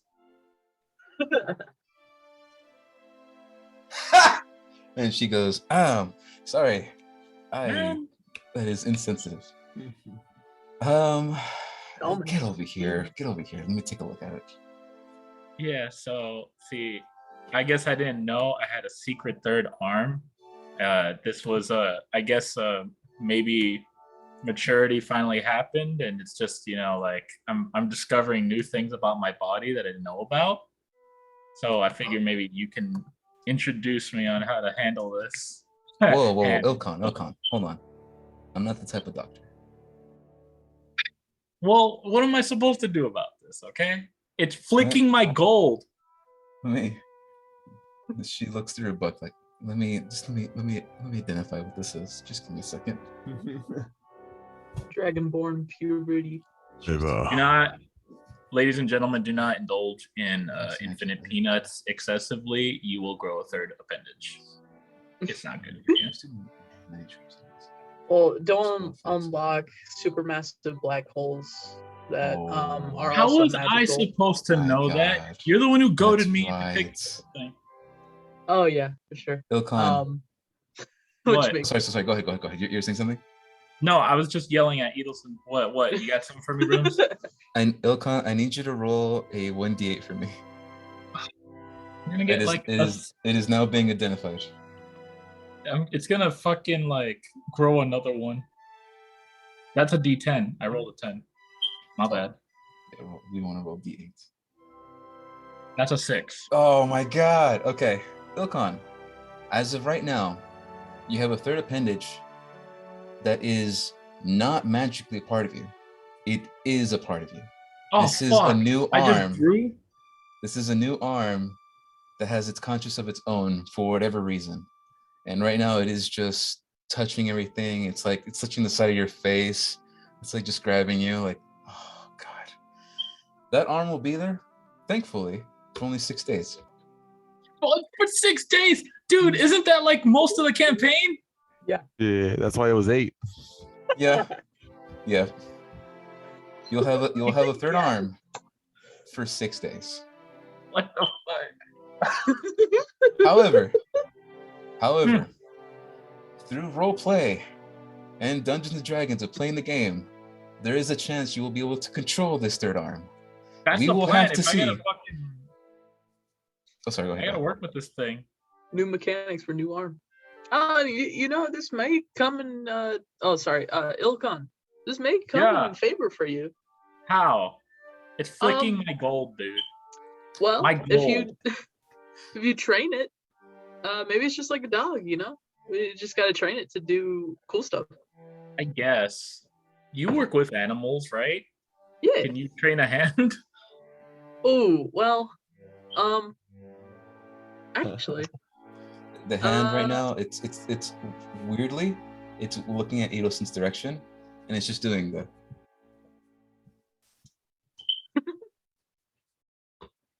Let's see. Thumbs up. I'm gonna You're figure like out friends. my hand again. Does your hand have an intelligence of 4 or higher?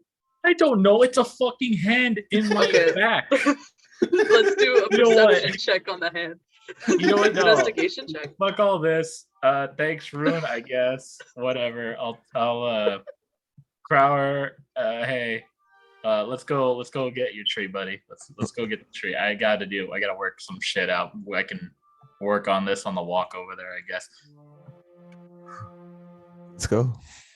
Okay. It seems now we have an extra hand. Oh my God. I hate this. Oh my gosh.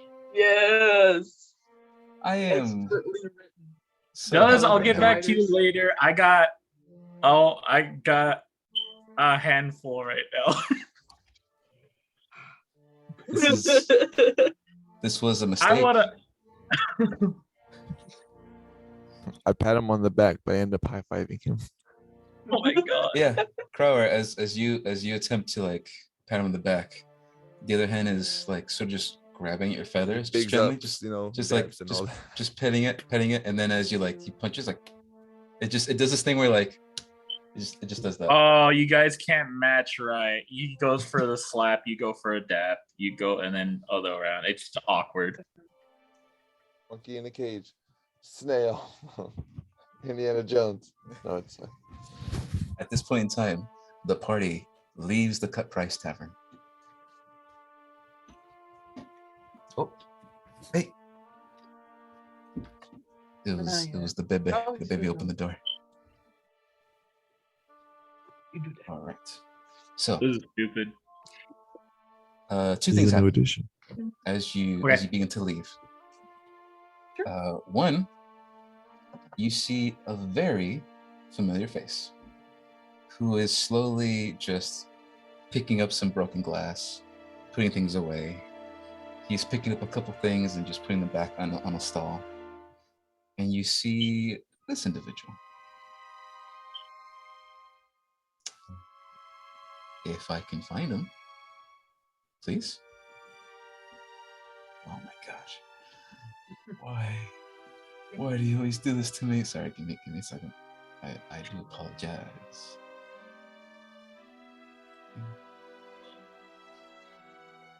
Okay. And oh, okay, there it is. I was wondering where the hell he was.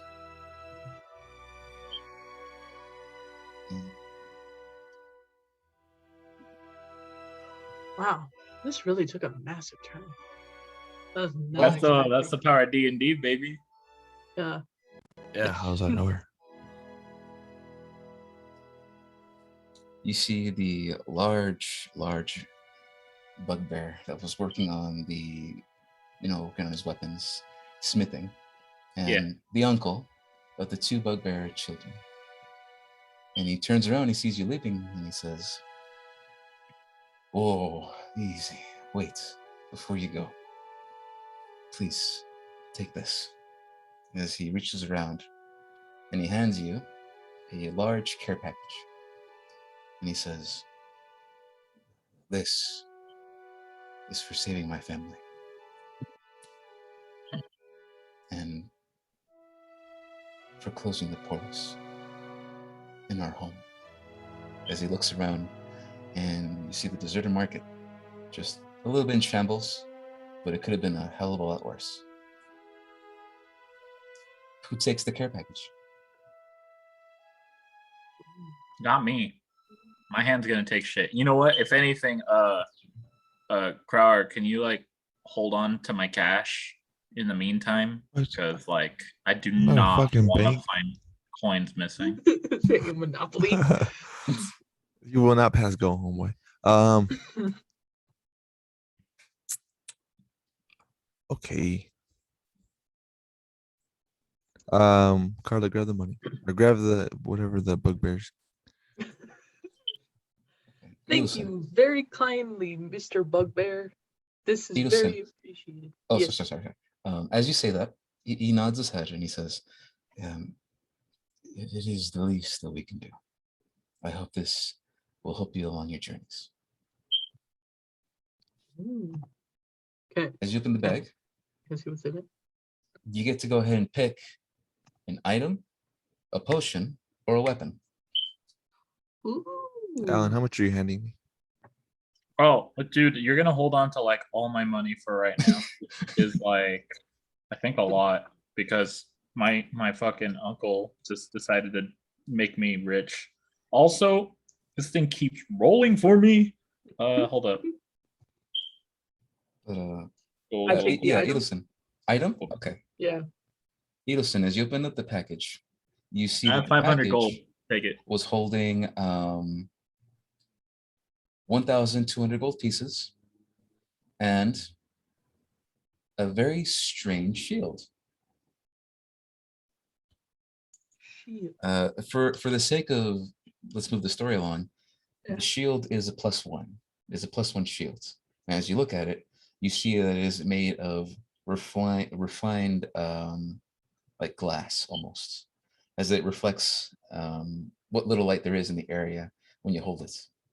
And it is extremely beautiful and well made. You as the party can decide how to split up the rewards and who takes the shields, but this is the gift for saving the deserted markets and the people around you. Okay.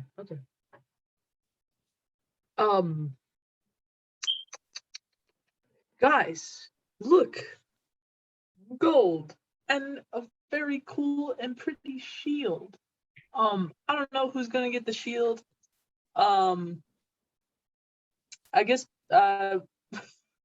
yeah, I don't know. But we could distribute the money equally for sure. Much money? It is 1,200 gold. Shit. It's like 400 a piece. That's 400 a pop. Let Crower hold on to my share for now. Like? Fuck. Oh, so I told this to Ishii a very long time ago, but in terms of how much gold, in terms of how valuable it is, you need to consider the fact that in this part of the world, there's a lot more economy going on. There's so much business here that it's actually very beneficial having so much gold on hand. If I can tell you the price of the most expensive thing that a commoner would buy is most likely like an Urocrux. And an Urocrux, it could run you by like 200 gold pieces.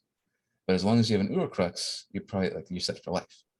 The amount of gold that you need to sustain yourself modestly for an entire year is only like 15 gold. As long as you have 15 gold, you are set for the entire year. And these people are giving you the majority of what they've earned because you saved them. Basically, you saved their entire business and you saved their lives. So they're giving you that. Yay. Cool. Thank you, Bugaboo. Love you. I love You, your family. as you do that, you see Okan's hand like grab it and like tucks it away. Yeah, no, this money needs to go to Crow right now. I'm not holding any cash. So I gave you 500. I'm assuming 400 to my share. You're holding 900 from me right now. Okay. Damn. I want to do a magi check on the shield. Oh, yeah. Interesting. Okay. Okan. Sorry, not Okan, Crower. Crower. Please go ahead and you can decide. You can either make an Arcana check or a Magi check. I'm gonna use the restroom. Magi. Yeah. I'm Okay, gonna throw it. Here we go. Let it rip. 16. Okay. What is one specific thing you'd like to learn about the shield? Other than its +1. That gives you armor class +1. What's it smell like? No. What's its origin? Or like who was the previous owner? So that's specific, right? yeah. For something like that, you could ask the individual that gave it to you, but in this case, because you're using fuck that guy. Because you're using the elements of the weave and magi all around you, you learn a couple things. Oh shit. Number one, the individual who uses this first will become its first owner. This is a master work, meaning this is an item that can be imbued and enchanted further if someone wishes to. In this world, an individual can't just enchant anything. It has to be masterclass made for enchanting. And this is one of those items. In terms of the quality, if you sold this shield, you could probably get like at least 2,000 gold from this thing. It is pretty good. Should give it to Alan's other hand. Then he could just have a hand with a shield. Yeah, I was thinking about that too. I was like, well, he's gonna need someone to protect that new hand. So. All right, we'll give it to Alan, and hopefully his Oh my god, hand. that's such a good idea. His hand becomes Captain America. And don't tell Alan, but he has like really bad armor class, so I think he needs it. Ooh, Yeah. Oh, okay, good. Yeah, you guys have pretty good armor class, but Alan is like, he's got 12. Can I take a pee too? Yeah, go for it. B, All right, I'll be back and go pee. I got 14. Yo, listen. Class. Yeah. You having fun? I'm having fun. We're just moseying along with this little adventure we got here going, and it's pretty cool. I love the out of the nowhere dealio of having a black hole for the peanuts, and then because of that, Alan just fucking straight up just grew another arm, and that's great. So yeah, I try my best to not be super sidioso like other times. I am trying to be more relaxed, but I'm glad he did that, because I'm trying to focus on what you guys talk about and what you guys reference, and because of one thing I said and a couple things and because a couple encounters that you've had, for example, I think I've ran a lot for Daniel for whatever reason, and that was not the case. But here we are. I have a whole thing for Daniel just in case you ever go back to him. Yeah, because Daniel's my best buddy, best buddy. Literally, grew up together. I mean, like I was probably like 12 when he was like barely born, but still grew up together. And what's the actually? I don't think I've ever asked this question. What's the age? Like the Life expectancy. yeah. Thank you. Oh, for an Urocrux? Yes.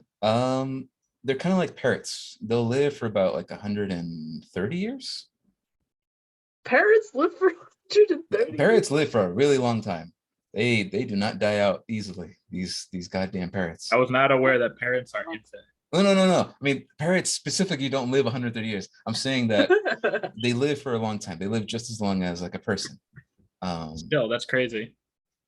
That's really yeah. Edelson, in your case, Daniel, if what you said about him is like you grew up together, he will probably be around for at least 4 generations. Because remember, gnolls also don't live a long time, remember? They live about, Right. I think they live about for 50 years, I think. No, I And thought it was like so 30 or something. I pushed it around to I think 50. But Okay, cool. if you ever have kids or you ever have family and Daniel gets passed down to that family, there'll be he's at for least sure getting passed at down. least 5 or 4 generations of Daniel the Urocrux. Damn, man. We're gonna have to have a kid just so I can keep Daniel. Your Oh, that's all. children Dude, and your yeah, children's that's children. crazy to think, Yeah. what's it called? That you have the pet outlive the family. Yeah. Yeah, 4 it's never times. the For case. 4 times. 4 Like up to times. 4 times. Up to 4 Yes. times. But I mean, that's if he lives. Oh no! Don't do that to Daniel. Anyways, so what happened while I was gone? Anything interesting about that shield? We've So you guys decided wanna- we're gonna give you the shield, and hopefully it'll I don't bond really with, do shields. it'll bond with your hand. But it's for your hand. It's for your extra hand. Oh, okay. Always That way you keep got your like back. someone on backup. Yeah. Listen to Also, me, it gives hand. your hand something to do. Obey my command and hold this shield for me. I hand it the shield. Take the No. shield. It does and thumbs up. Hold it. I'm just gonna shove like the shield in like in its palm. and it takes it. Hey. It holds it, and then it's like weighing it. It's very curious. For the first time, it's actually focused on something, and it didn't instantly like throw it back at you. It didn't like toss it. It's just holding it. And then all of a sudden, it takes it, and it holds it close to your back, and it's not moving. Pretty Turtle dope. share. All right. This is Hit us with the Avengers theme yeah. Oh my God. as it slowly takes it and then Arms assemble. 2 arms. Ilcon, for no reason, roll a D100. I don't. No reason at all. Just for fun, just no reason. I don't. You don't ever want to hear. I'm just gonna talk to him. I'm just I'm gonna just not gonna talk to shoot him. I just need you to roll D100. I just need you to roll D100. I'm just gonna shoot him. That's right. All right. I rolled a 67. Damn, too short. It's not terrible, but it's not amazing. We don't know Like- what it is. Like slightly above average. You know Whatever what? he's You doing. shouldn't have had 8 days. You got 6 out of 8 days. So I shouldn't have gotten a fucking third arm. Should have got a third arm. That's true. Okay. As of right now, nothing happened. But keep in mind, there are things that will happen with this arm every single day. And you just rolled one of them. When the next day arrives, you're going to roll another D100. And we're going to see what happens. Okay. So do I have to write in my equipment shield, or do I just got to remember that my arm is holding a shield? Or So for you, what I'm going to do, I'm on your page right now. I'm going to go ahead and type in shield +1, add it to your inventory, and then you should see your armor class being bumped up to 12 to 13. So don't even worry about it, bro. I got you. Oh, sweet. And then normally you wouldn't be able to use a shield because normally you need both hands to do your normal attack and your offhand attack. But this is a Exactly. unique position where you get to actually hold the shield with with your arm. See, my guy's good at problem solving. I will admit, yeah, because I'm over here like, dude, I'm gonna use Shield of Foreign, man. I'm over here dual wielding. I don't have time for shields. I prefer to dodge. But Third arm, baby. having something always covering my back is nice. Oh no. Maybe I'll get some use out of this arm after all. Yikes. Okay. Oh, Jesus. Ilkon, Yeah, let's hear it. What is it? refresh your page for me. Let me hit the refresh. Oh, yikes. Whoa! I am the thickest boy in the land. Yeah, but have you noticed the downside? Wait, what the fuck? Disadvantage on acrobatics, disadvantage on athletics, disadvantage on stealth, disadvantage on sleight of hand, disadvantage on strength saves when not proficient with armor, disadvantage on dexterity saves when not proficient with armor. I wish to immediately slap the shield out of my third hand. As you attempt to, it is not letting go. It is it has a vice death grip on the shield as of right now. I hate this. I am a not stealthy rogue. I can't fucking stealth. You're not. I have a stealth, shield. It's like it solves itself and then it becomes another problem. God damn it. Man, I think we're gonna just spend this whole session figuring out the hand. Want to No, chop it no, off? look, guys, it's time to move on. I'll deal with this somehow. Let's go. Let's go. okay, let's go. Let's go. Oh, we're not in combat yet, so I, do it. Alan, I will say, just for the sake of like not being fucked here, because that is your class. With a successful strength check, you can rip the shield off of them if you want. I'll try it later. For now, this is too funny. Okay. The story continues, and you begin to make your way toward the direction of the Great Oral Tree, where the Beast Folk tribe live, all around it and within it. And on top of the tree are the Aracroca. In the middle of the tree is the lycanthrope. But you're going specifically to the Druid's Paradise.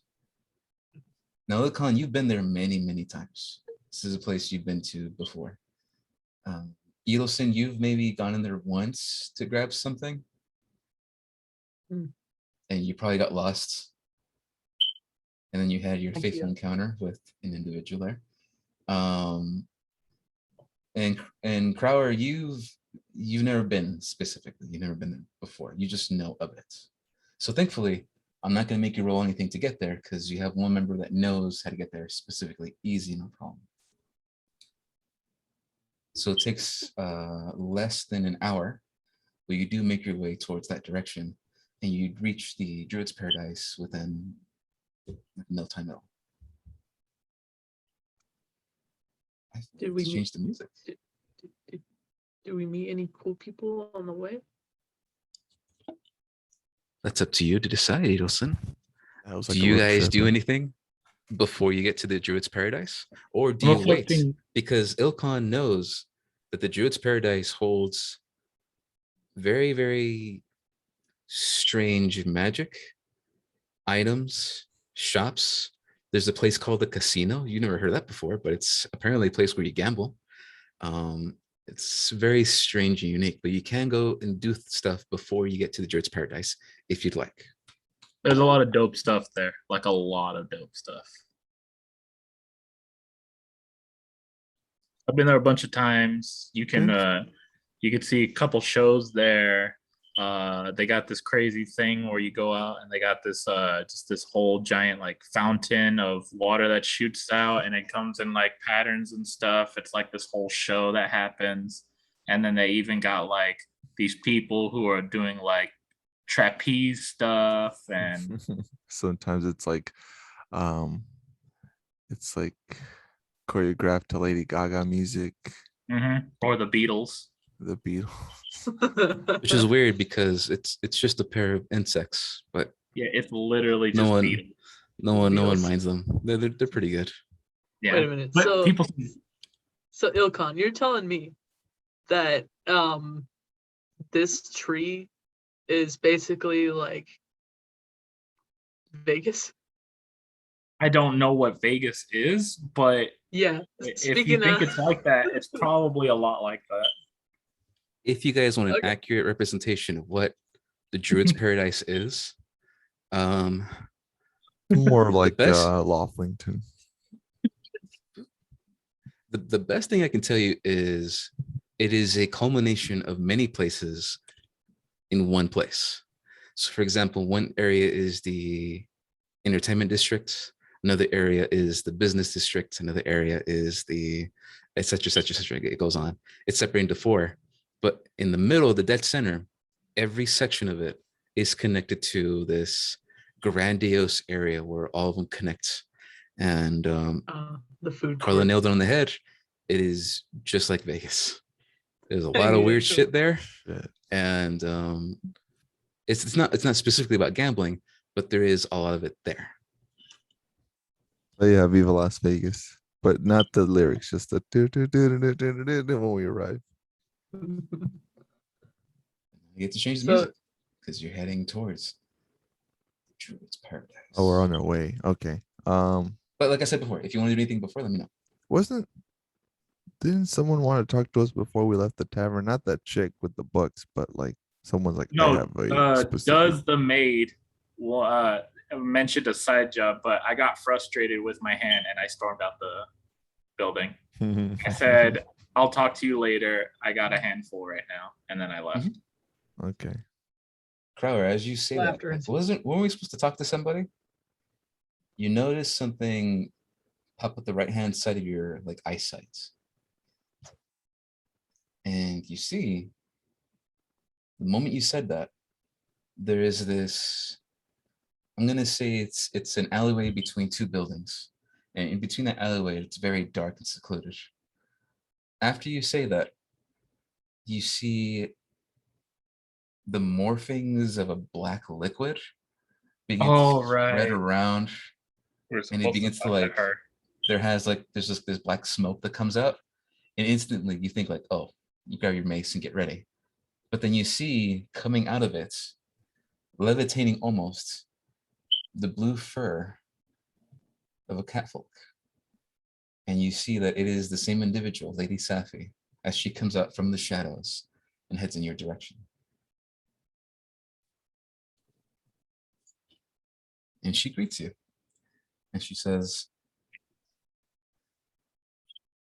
I laughed so hard that I lost track of time.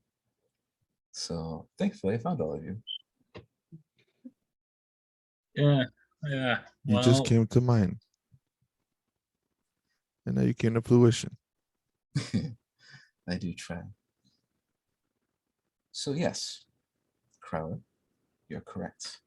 You were supposed to talk to me before you left. But at this point in time, what I have to offer you is a brief piece of information before I unfortunately need to leave. So let's go ahead and get this out of the way because time is money and we Time need is money, money is pizza, more of it. pizza is Okay. knowledge, knowledge Is is right power. time is. Guys, I rolled a nat 20 on my stealth, but I have disadvantage because of this fucking shield. Now I rolled a 7.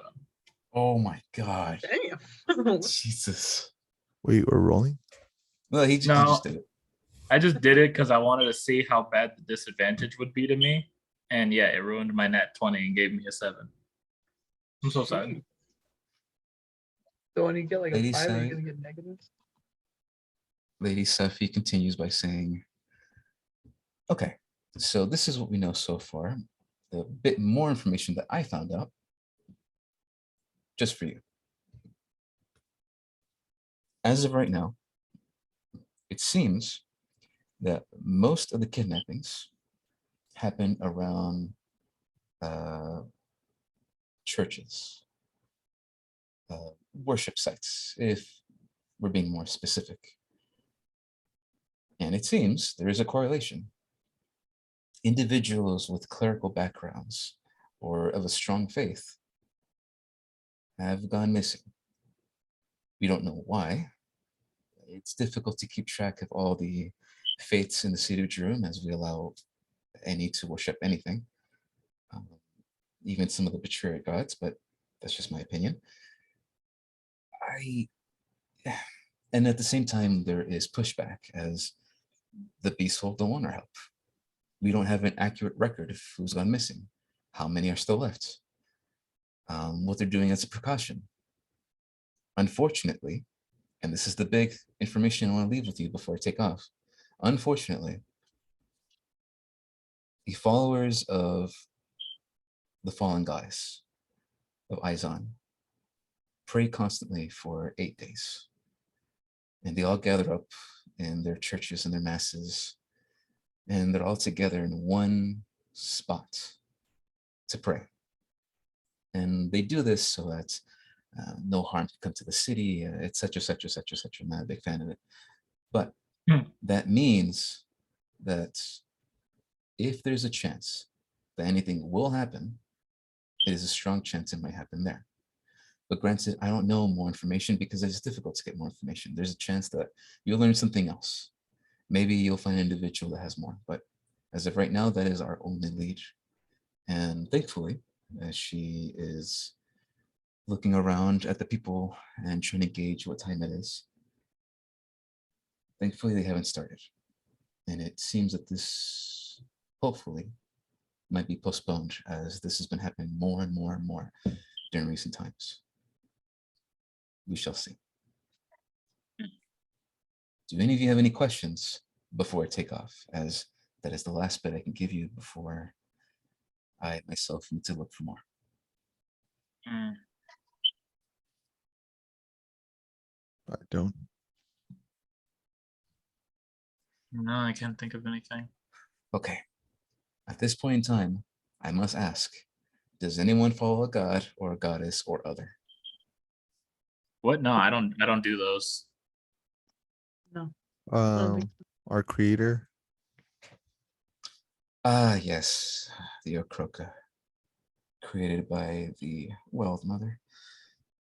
The one true. The one true. Okay. All here in the Book of Mormon. Crow, she gets a very good look at you. Armor, your builds, your clothes, your weapon, everything about you. And she says, Nice rip. I see that you yourself have the potentials to be a great cleric. But please do be careful, as there is maybe an individual who would love to kidnap you. Kidnap? Well, that is what's happening. These individuals we are talking about, the ones we need to find, are the ones being kidnapped. So do be careful, Carla. And then she looks at you, Edelson, and maybe keep to yourself that you're a druid. Spreading some information around like that. People get a little jumpy around that information.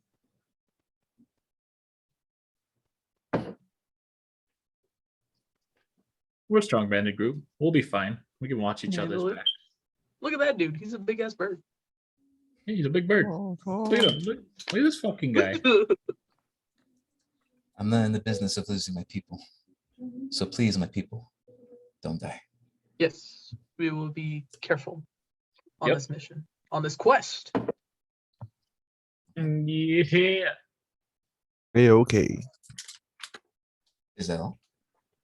That's all. Okay. Yeah, whatever. Please go She begins forward. to walk up towards you, Crower. And it's very strange. She's getting close. She's in your personal space. And now she's sort of like, she's wrapped her arms around you. What does Crower do?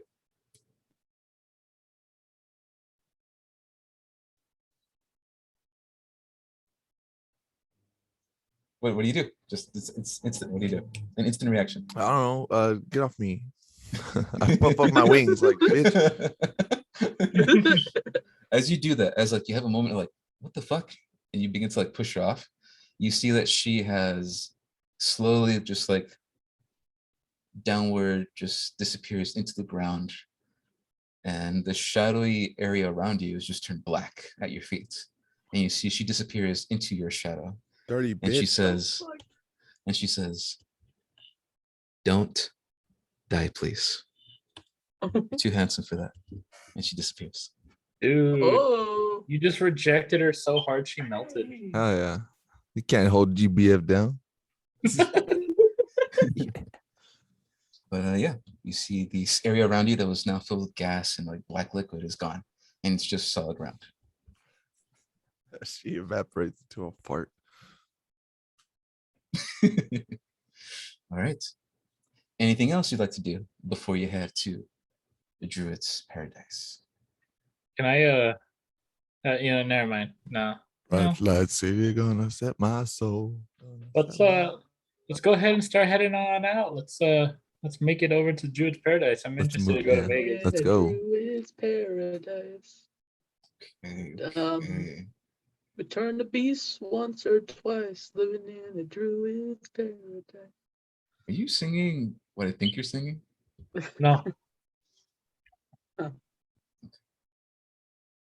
me get the playlist. Yeah, I was assuming maybe you had some music ready. At this point Getting in fat, time, huh? Getting fat. it's pretty Yeah, fat. fat. Very fat. At this point in time, What is that? you go past the simple wooden barrier that is there. It's more tradition at this point. It doesn't really need to be there. There's no attack from the other clans that will ever happen, maybe. But it's just there as like a natural barrier that exists to signify that this is our territory.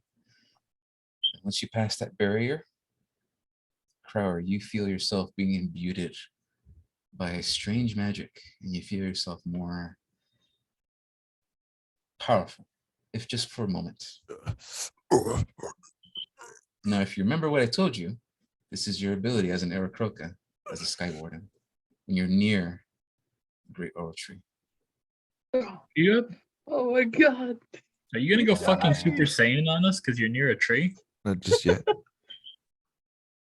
Not just Now, yet. Oh, but that's If I remember, oh, if I'm no. remembering at the top of my head, you are constantly, whenever you're 100 feet within the tree, you are constantly under the effect of the Bless spell.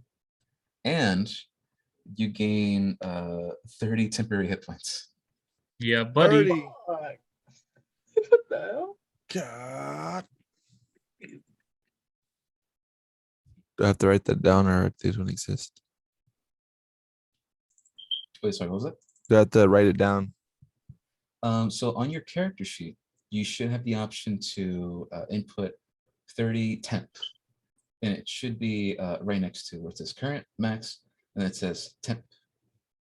You can go ahead and put it there if you'd like. Yeah. Yeah, and yeah. Okay. So you feel yourself being imbued with this powerful magic, and you feel that there is an overbearing presence of an ancient feeling of an ancient power that is here, that is sharing it with you.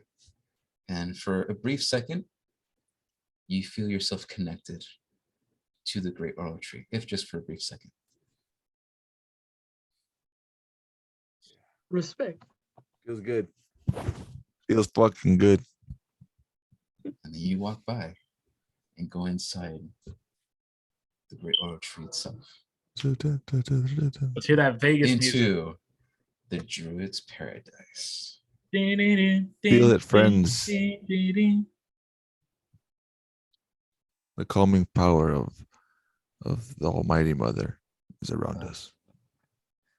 I've noticed I haven't been sharing music this entire time, and I feel like an idiot. Just give me a second to share the music. Okay, yeah, I feel like it's been quiet the whole time. It's been kind of quiet. I was like, Oh, dead air. Yeah. Give me a second. It's all good. Yeah, It'll give us a whatever. reason to rewatch. And yeah. You fix it in post. So, here's one thing you know about the Beast Folk. Well, actually, no. Go ahead and make me a history check, all of you. Whoop.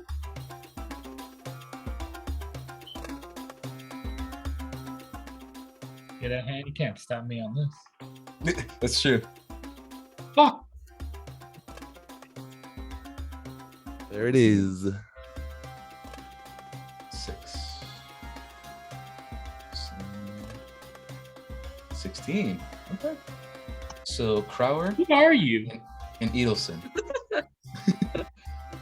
Who are you? Sorry, Alan. Why are you running? Crower and Edelson.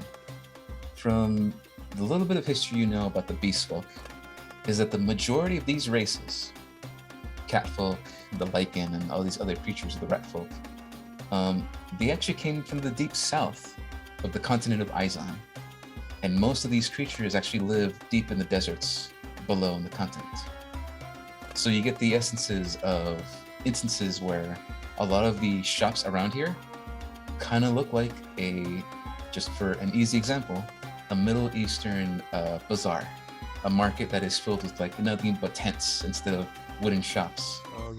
And strangely enough, there is just sand all across the floor, everywhere.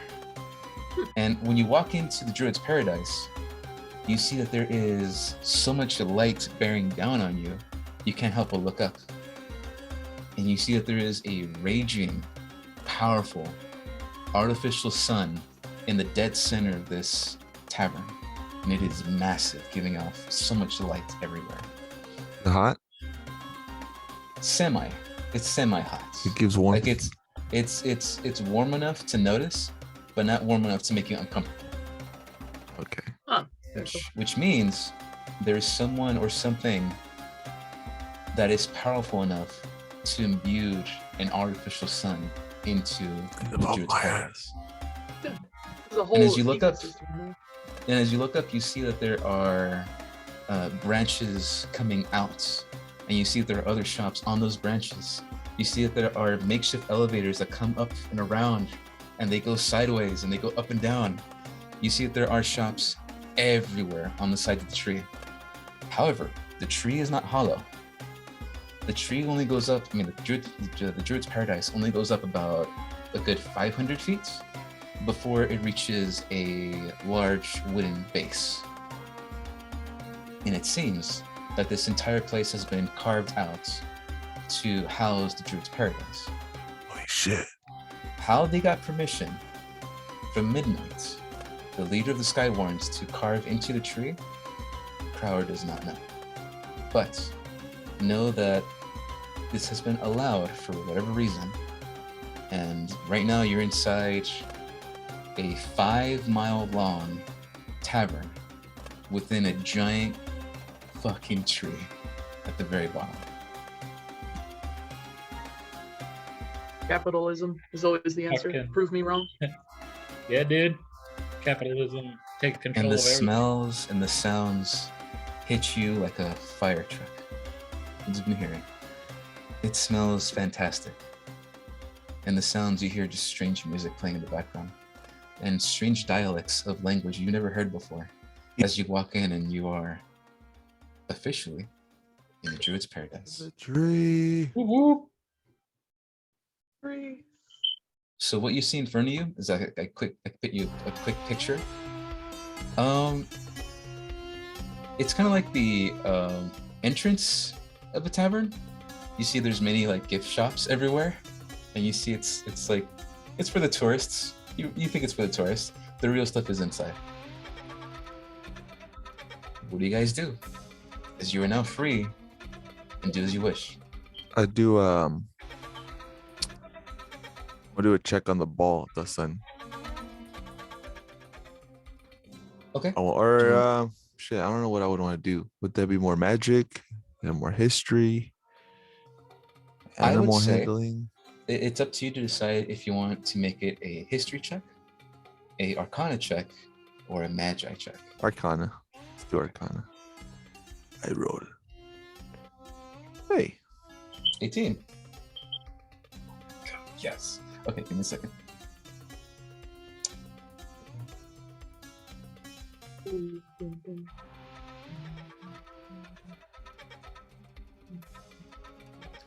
Okay. Crower, with an Arcana check, you know that artificial sun, it is not a ball of fire. It is a simulated magical ball of light that is giving off enough heat to not singe and burn everybody here.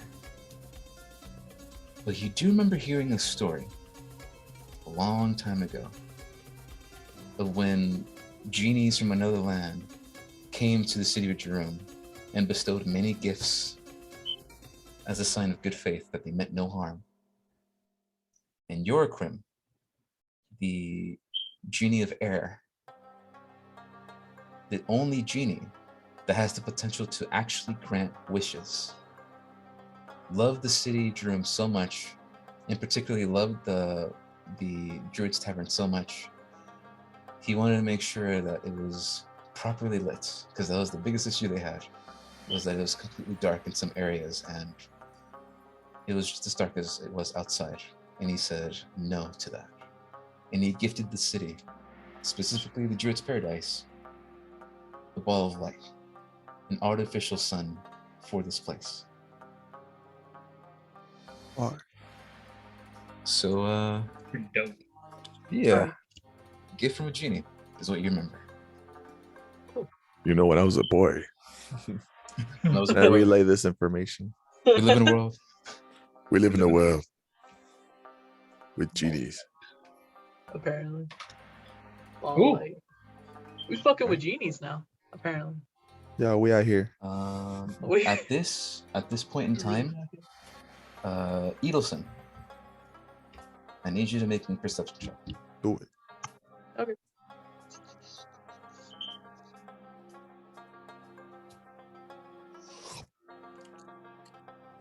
Six. Gee. Give me a second.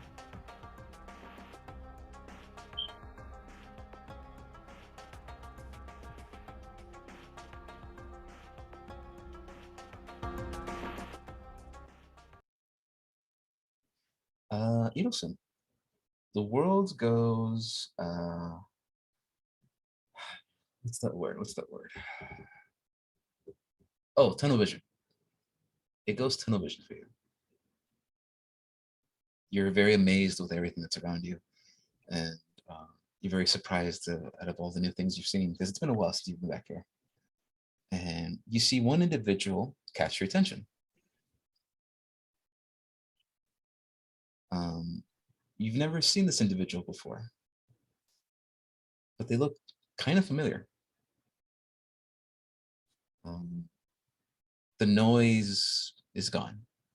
The people are gone. You just see this individual in front of you. Please go ahead and roll a d4 for me. Do it again, yo. It's that red. Do it again.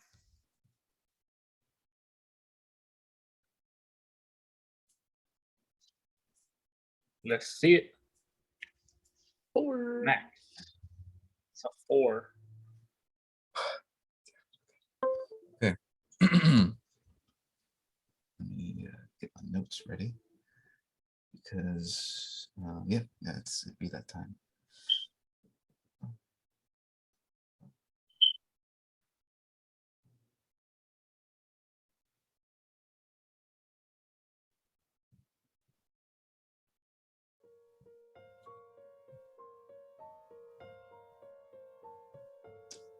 Okay. Edelson, you see something at the corner of your eye, and you see a very, very tall woman. She's about, I'd say, like 8 feet tall. Holy shit. Yeah. That's a Shaquille. It's all tall. She's pretty tall, and it's very strange Because when you look at her, you see that she has this very strange outfit. It's a part of her. Like it's skin and then a skin outfit that she wears. Ew. And then you look at the ground around her and you see that there's just a pool of blood just beginning to like seep off of her. And you see that she's wearing this strange hat, this wide hat that goes around. What do you do? Lady Demetrius, I loved you in yeah, you get it. Resident Anyway, fuck. Okay. There's not much else to do. I'm gonna just go up her, confront her. You go up to her? Yeah. You're gonna confront the bloody 8-foot woman? What else do I do? You know what? Bloody- Okay, I'll run a bloody fuck No, you, perception. no, you can do. I just Bloody saying. fuck Yeah. you, bloody. Okay. I'll do I'll do the perception check first. Go ahead and roll perception check. With advantage. Bloody. Oh my god, no. With advantage, roll again. Oh, with it. Okay, cool.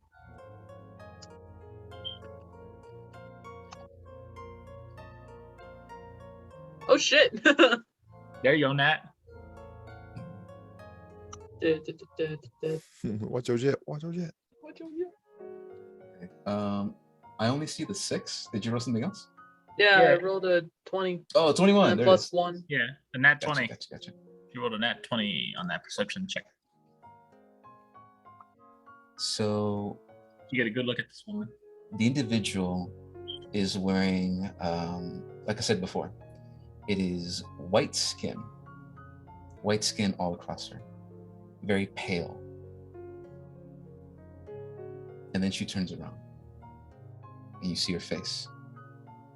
And you think for a brief second, as her face turns around, you see nothing but a horrifying visage. But you don't. Instead, you see this face.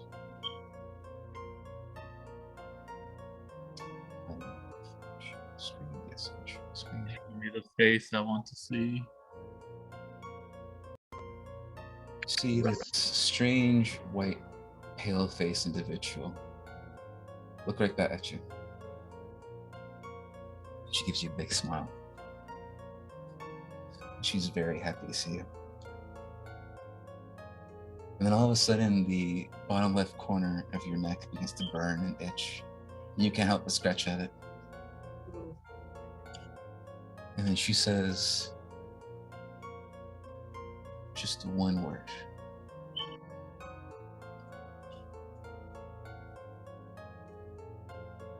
What? Truth. And the Truth? center of her face, there's this glowing red energy that is being poured out and heading in towards your direction. And you can't help but all of a sudden feel this pain rack around your head as you see that there is things that you should not know. Things that horrifying. Strange things that it's even difficult to imagine. Because you can't imagine it.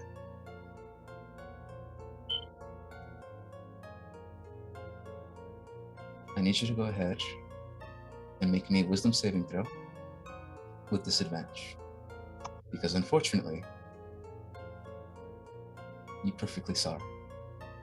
And there is nothing blocking your path in your eyes as you saw her.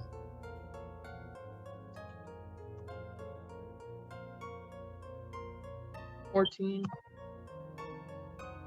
and 13. Okay. You see images of space and time. You see images of these massive creatures that are flying out there above the heavens and into the dark sky known as space. you're seeing these massive, grotesque creatures be morphed together. And you see one standing there, floating in the black nothingness. And you see that it is this individual in front of you, just laughing. And you feel yourself quickly trying to look away. And as you try to, you feel yourself again being racked with so much pain, but you have to just look away. This is too much for you. And finally, when you do, as you break away, I need you to go ahead and tell me what Edelson does when she learns about these things. What is her reaction when she sees these things?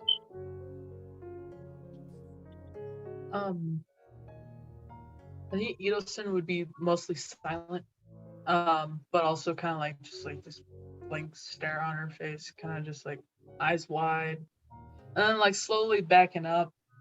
She probably like lost her balance, so she's probably on the floor actually, kind of like crawling back, but like with like their butt on the ground, you know. So like kind of crawling back, still staring at everything that's going on, but like slowly trying to get away from it. Okay. Thankfully, you succeeded the saving throw. You needed a 10 or higher.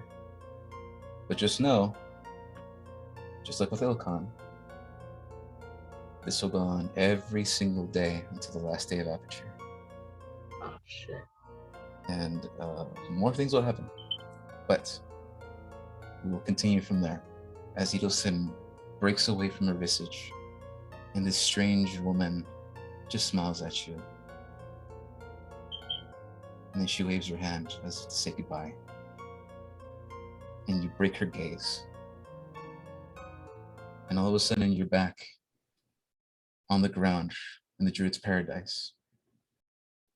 And you look around you and you see your allies, but they're at a weird angle.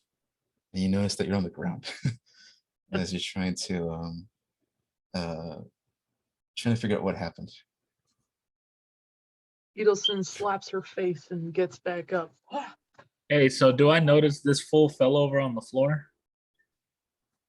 You notice immediately, Crower and Ilkhan, you notice immediately that while you guys were just walking down the strip and just looking around deciding what to do, Edelson stayed behind. She stopped walking.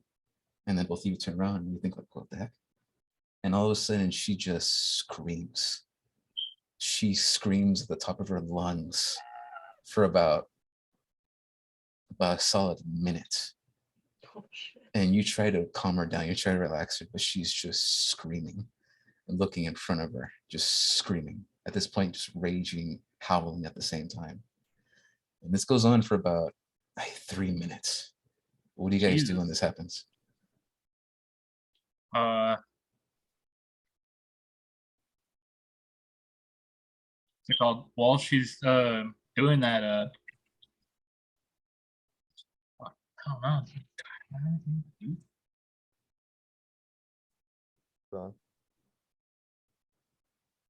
Bro, you got anything to deal with a screaming woman? Hold on.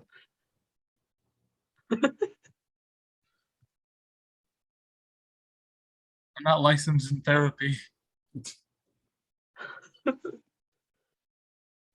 Oh, you guys sit on that? I gotta use the bathroom. But Okay. definitely, when I come back, tell me what you guys would do. Cut her head off. No. Prior, Yes. give me the berry. Give me the berry. Oh shit. The berry? Wait, I have the berry though. Well, we We know don't want her about to it. sleep for 24 hours. 24 hours? That's how long you're fall asleep for? I didn't know you were knocked out that long.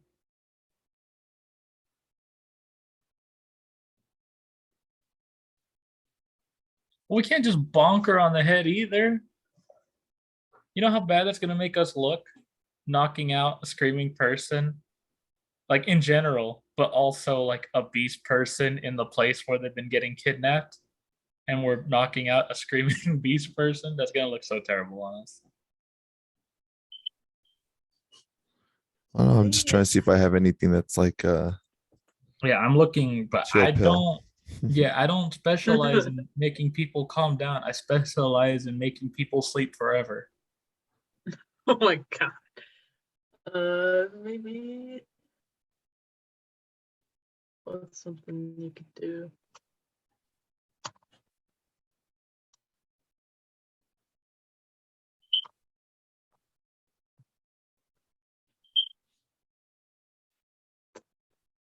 Where's Ice Raptor and all this? They just Yeah, next to me, the fuck? terrified. That is a good question, huh? Maybe Ice Raptor could help me out. I don't know. If not, I'm probably just gonna slap you silly until you calm the fuck down. And Yeah, shape I was you again. thinking. Yeah, I I think was that's all we can do. thinking I probably think gonna that's all do we that. can do. Dude, you know what? I'll triple No. slap you. No. Just bust out a water skin and You got splash. any waters on you? I think we all have water skin. I'm pretty sure we do, but And if just not, I can checking. create water. Yeah, I got water skin. You just dump, water skin. Create water on her face. Just give her, I'm give back. her the good old dirty dancing. Okay. I Wait, what'd you guys do to her? do you know what I'm talking about? Oh No, gosh. we throw That's water not in the her type of face. campaign. Bust out No. the Sorry. water skin and try to snap her out of it.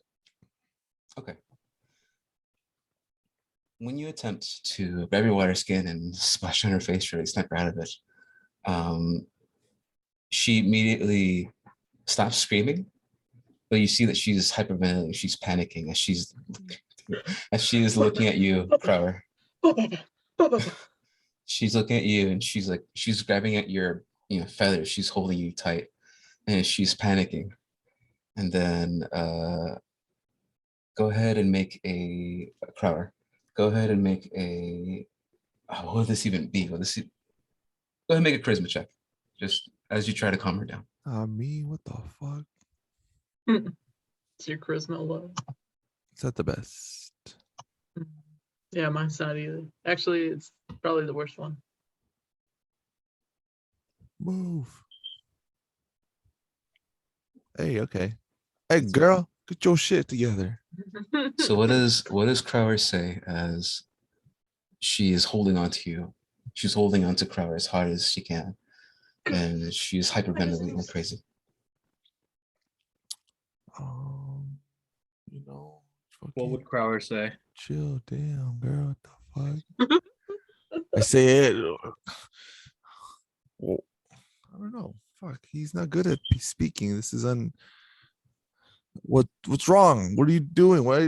Relax. You're in the holiest of holies. There's no bed here.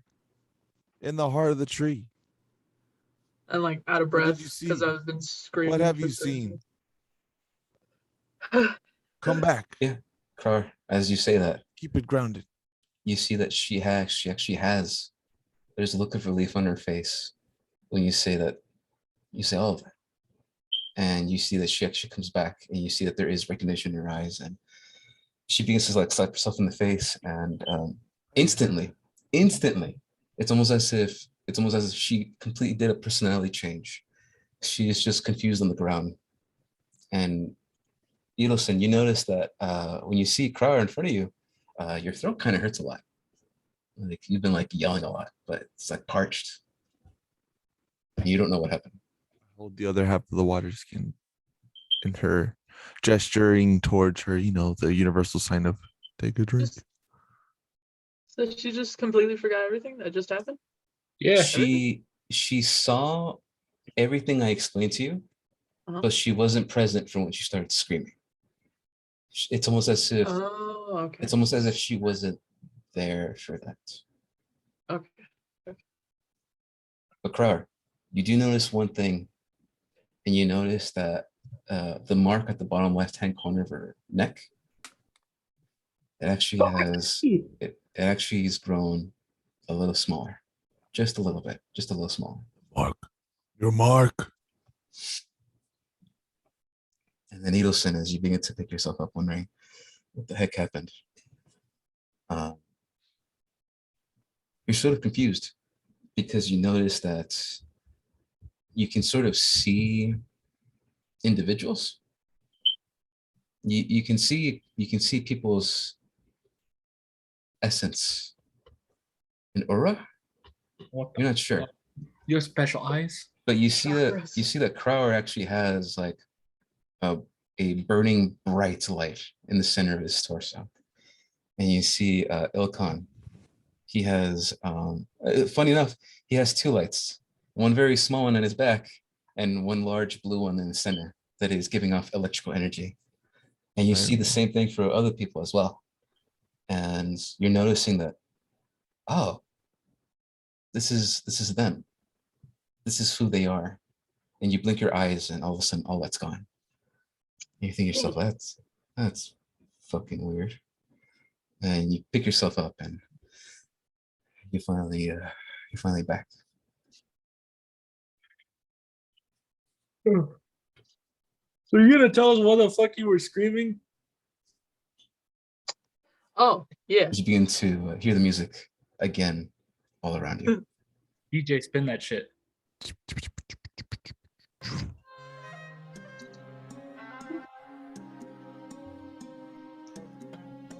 What does Edelson do? By the power of a lady that was pretty scary, she made my neck burn and itch, and she was just scary in general, and also she showed me a lot of like beasts and stuff, and those weren't really cool either. So yeah, just letting you guys know. Probably not the best lady to be around. But she's gone now, so there's a thing. I was screaming apparently. That's You were. Yeah, we were walking, and then you just sort of stood there and decided to have a screaming contest with the sun. Well, let me tell you, you fucking won because it never challenged you in the first place. So I don't know, and this whole lady thing, I don't know what to do with that. We didn't see no lady. I didn't see no lady. Crowder, did you see a big ass lady? No. None. it must be the mark The mark. of the neck. The mark has grown. What do you Perhaps think Alright. we'll do? Perhaps when- whatever what's happening, it's starting to have actual effect. I guess so. I mean, look, I didn't want to put you down under for a long time. I was thinking about using that berry thing because you're screaming for like a whole 5 minutes, but I really don't want you to be knocked out for like an entire day, you know? So If like, you two, I give you permission. If at any moment you start lashing out or something like that, something that you can't contain easily, or just use the berry. I hand them the berry. It's up to them. I say, "Oh, thank you," and eat the berry. No, take it. no. Like a bird, just num num. And her fingers in my mouth like a dog just about to eat some chocolate. No, okay. I hold on the berry. Berry. Edelson, you see Chaunchi just very, very worried about you and worried eyes. She's like Lord. nestled up next to you. Oh, Chauncey. She I'm sorry, sweats. baby. But you finally regained your senses. You finally feel normal-ish. But you have a new ability. Oh shit, what? you have magic eyes. You have a large screen. So, let me tell you how this is going to work. Edelson has the ability to see auras around her within 100 feet. However, like all things, this ability has a cost. It doesn't use any stats that you know of. Just know that I have a chart. Every time you use this ability, the mark that you have will slowly grow every time.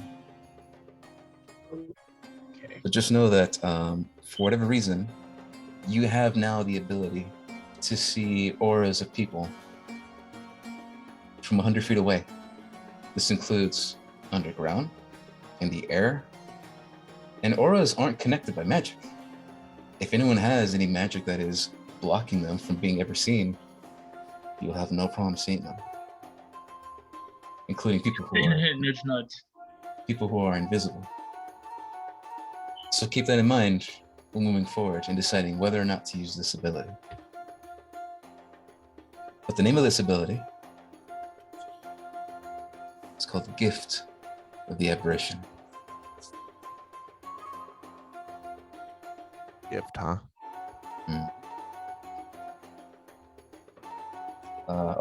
Gift of the Apparition. Never mind. That's it. I'll tell you the rest if anything else happens. I wrote it down. All right. At this point in time, the party regains itself. People were looking at you kind of weird, but weirder shit has happened in the Druid's Paradise. So Really? maybe they saw you took a little bit too much of the Black Widow. They saw you take a little bit too much of the Purple Thumb. And you're freaking out. They don't know. They don't really care. Like breaker stout, you know. I guess as As far as you- they're concerned, you're just a druggy fucking going ham. Yeah. You do have a couple concerned looks of people and of children who just see that and they just run away. But as of right now, completely fine. She's a vlog sesh over here. Gotta pee. Now, please Oh. tell me. Okay. Oh gosh. Please tell me what you would like to do for this part. Because I see what time it is, and we're gonna end it very soon. Yeah. What does the party want to do as they progress to the Druid's Paradise to look for these missing people or find out who's been kidnapping these people? I mean, Well- I kind of want to like buy stuff and whatnot, but I feel like that's just gonna open the doors to way more like. Oh, you can do that next time. Just let me know that it's something you want to do, and I can take care of it. Okay, so next time I'm gonna like buy stuff. I think Yeah, that's there's good. no specifically- reason we can't come back to stuff. It's just right now, let's get a lead first, Okay. and then we'll go shopping and like watch the Beatles in action and all that. Yeah. But Ilson, what's something that you want to shop for? That way I can like prepare. Oh, Or if it's anything, unless you meant like anything. I kind of just meant like anything, like random stuff, Just wants to go window shopping. armor, food, weapons, maybe. I don't know. I Yeah, want bring to it find down. somebody that could help about the cursed neck. Oh, that's true. The curse neck. Yeah, there are all sorts of shops here. Maybe you can find someone who specializes in some sort of magics and markings and whatnot. True. Maybe I could get Maybe essential somebody- oils. Or maybe somebody that knows No Face. See what he can say about your mark. Exactly. Oh yeah, No Face, no name. No Different name. character. Yeah. Faces isn't stupid. Yeah, good. someone who knows about that boy. That'd be Okay. cool. So as of right now, I have down the Edelson would like to do some shopping, but I mean that's just what she'd like to do for the next episode. What about Crower and Ilka? Well, let's see, this is the Druid's Paradise. I've been here a couple times, right? I imagine I've Yes. been here. Want to go to the MMH? Oh yeah. Wait. In terms of purchasing things, I guess I'll just be along the ride and be with everyone else and finding out what they sell, which I'm sure is everything. Mhm. And Vegas, baby. more interested in finding out about that neck. What that neck do? It's true because right now Crower doesn't know what that is technically, but if he did, I wonder what he would do. All right. Well, so if this is if this is what's it called? So we're at the Druids Tavern. I've been here a couple times. I know I've had some talks with a whole lot of people, a couple of families. I imagine that since this place is basically like a Vegas, you got gambling and stuff, you got some higher up people around here. So I imagine maybe I know someone of some importance around here that I can have a talk with about the whole kidnapping situation. There's got to be a bigger person that I can go chat up and what they know about it. There's got to be supervisors around here. Okay. Would you like to speak to the leader of the Beastfolk clan? Fuck yeah. Pair me up, boy. I got Blue Horde status and Master Eyeball status. I demand to speak to your supervisor. Oh my god. This is the Alrighty Karen then. of the group. Funny enough, as you begin to make your way towards the location of the leader of the Beastfolk clan, Yeah. it is a very nerve-wracking experience because this leader very much does not like Dragonborn. Yeah. So meeting them, it's going to be interesting. It's going to be very interesting for sure. Yeah, but it's the most direct source that I know off the top of my head until we can get another lead. That's true. That's true. So at this point in time, as you make your way towards the leader and their homestead, or at least where they work, at least, I need Edelson. Edelson and Crower to make one last perception check. Shit, my phone. Oh yeah, and you, Edelson, you stick close. I don't want you having another screaming match with the sun again out of nowhere. Got it. I will stay by your guys' side. Cool. Man. Especially, we got this whole sort of kidnapping thing going on. What kind of check? A perception check. Perception, mate.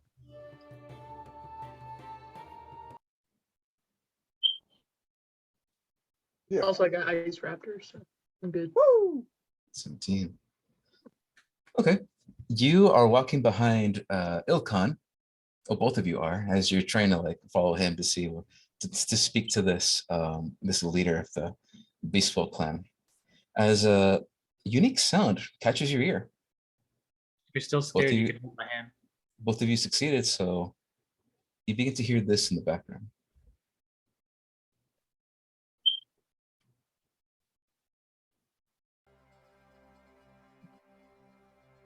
It's the sound of music playing. And you hear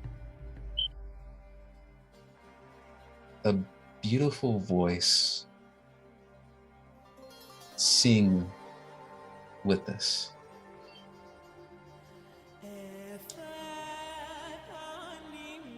And you can't help but feel good. It's a very strange feeling. You feel warmth in yourselves when you hear the song, but it's coming from miles in the direction, and you're very surprised you caught it. Both of you caught it, and you can't help but want to go in that direction. But then just as soon as you heard it, and then goes away.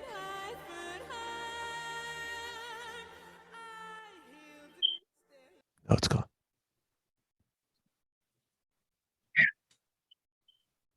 I want to hear Six singing. Ilkan, you look behind you, you see Crower and Edelson just looking at a direction. God damn it again. I start screaming. They start screaming. It's so beautiful. I gotta scream. I go up to Edelson and I start shaking her. I'm like, don't start screaming again. I will smack you this time. No, I heard it too. And you don't, what's the word? Don't instigate her. At this point in time, it was weird. It's just from the position that you guys are, it was coming from the northeast. Just this nice melody. and it is the opposite direction of the direction where you need to go to meet the leader. Do you guys investigate the music, or do you guys go straight towards the leader? Well, I'm still on the path for the leader because I didn't hear that shit. That's right, you didn't hear that.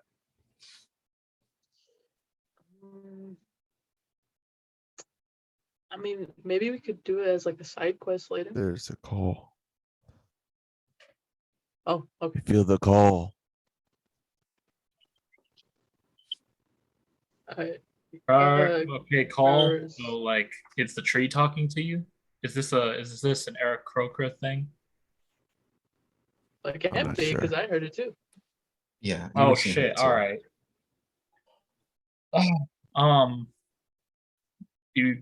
Do you guys want to go check that out then? Yes. I believe it's in our best interest. Yeah, sure. If Crowley is into it, yeah, I'll tag along too. You know what? That's fair. If we're gonna hang around the tree, I guess. Then I guess leave it to the tree boy to lead the way. All right, Crowder. Well, wherever you think it was, let's go then. We'll get back to the leader after that then. All right. Direct us in that direction. As you begin to go in that direction, you begin to hear it again. Oh, yeah. See, there it is. Yeah. And it's strange. It's very hypnotic. It's beckoning you. It's almost Calling- akin to the sirens. Oh yeah, I was like, sounds kind of sus now. And Ilkhan, you look at them, and they kind of look happy. They have a lighter expression on their faces. I'm about to bust. Okay. Can I still not hear this stuff? You don't hear anything. You're just following these two, and you hear music playing everywhere. But you're just seeing both of them just head in one direction. Your hands like snapping. And It's And while that toe-tapping happens, music. Ilkhan, as that happens, you see that there is another person Okay. walking along, not with you, but just in a direction, in that same direction. And then as you Okay. come to an open road, you see that there is another person walking in that direction. Only you notice that there is sporadically individuals strangely heading in the same direction you guys are. We're about to get kidnapped. Hey, yeah. Is there something about the two people or all these people who are coming? Are they also all beast folk? Yes. They're all beast folk. God But damn it. make me one last perception check before we end this.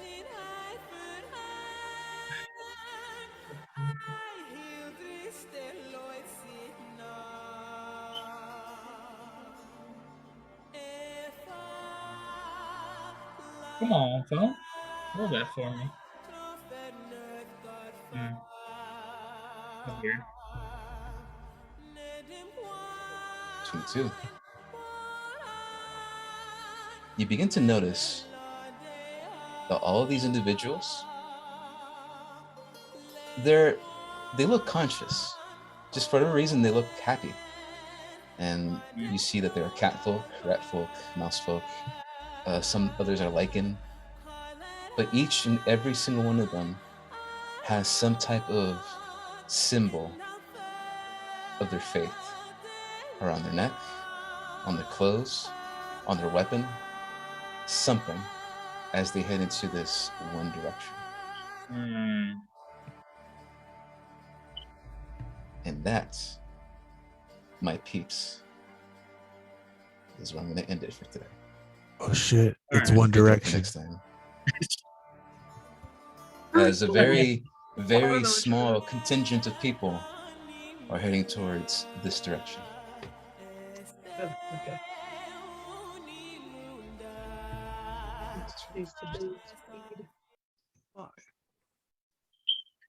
Oh man, what the fuck? Are you excited? I fucking am. I'm Woo! intrigued. That's I'm that's confused. definitely a lot. It's definitely a lot this time around. I'm interested in the sound. Oh, okay. I'm interested in getting a hold of this fucking hand on my back. That's true. Hold hands. But yeah, dude, I wrote a lot. I hope you guys know this stuff. I wrote so much for this stuff. And I was surprised. I'm like, okay, so they're going to the tree. That means everything else I get to use maybe later or not at all. So Writing. yeah. So much other stuff. Man, we got time to explore. Unless I'm we gonna get go like caught ahead. up in crazy ass trap or something. I'm gonna go ahead and play the intro again because unfortunately Sammy's super busy, he can't make the outro. So I'm gonna try my best this week to make an outro. So we'll finally have one. I know I said that twice, but legit this time. This time for sure. Well, I mean, I feel like it's all right since you were also working on a whole ass campaign. So, Yeah, That's true. he basically wrote an entire novel. and whatever you're doing in your actual time, outside of D&D. Working all the time. In for them to go. Let me get the there it is. Drop that shit. Drop that shit in my DM. Yeah, give us that sweet ass, give us that coyote, dude. The coyote wolf. Give me the coyote wolf. It's a coyote. I'm locking down. I'm locking into a coyote. Final answer. Bam. It's coyote.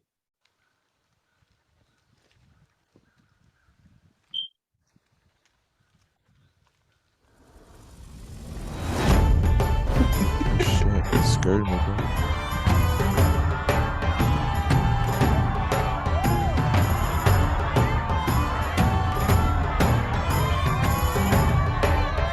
Let me edit that with like a hand on top of my head. Dude, we're gonna have to now. Yeah, I gotta go into my hero forge and edit a hand back there, and I'll just have it resting on top of my head. Or maybe no, it'll just be on my back with like a peace sign. It'll just be back there like this. The bunny ears behind my head.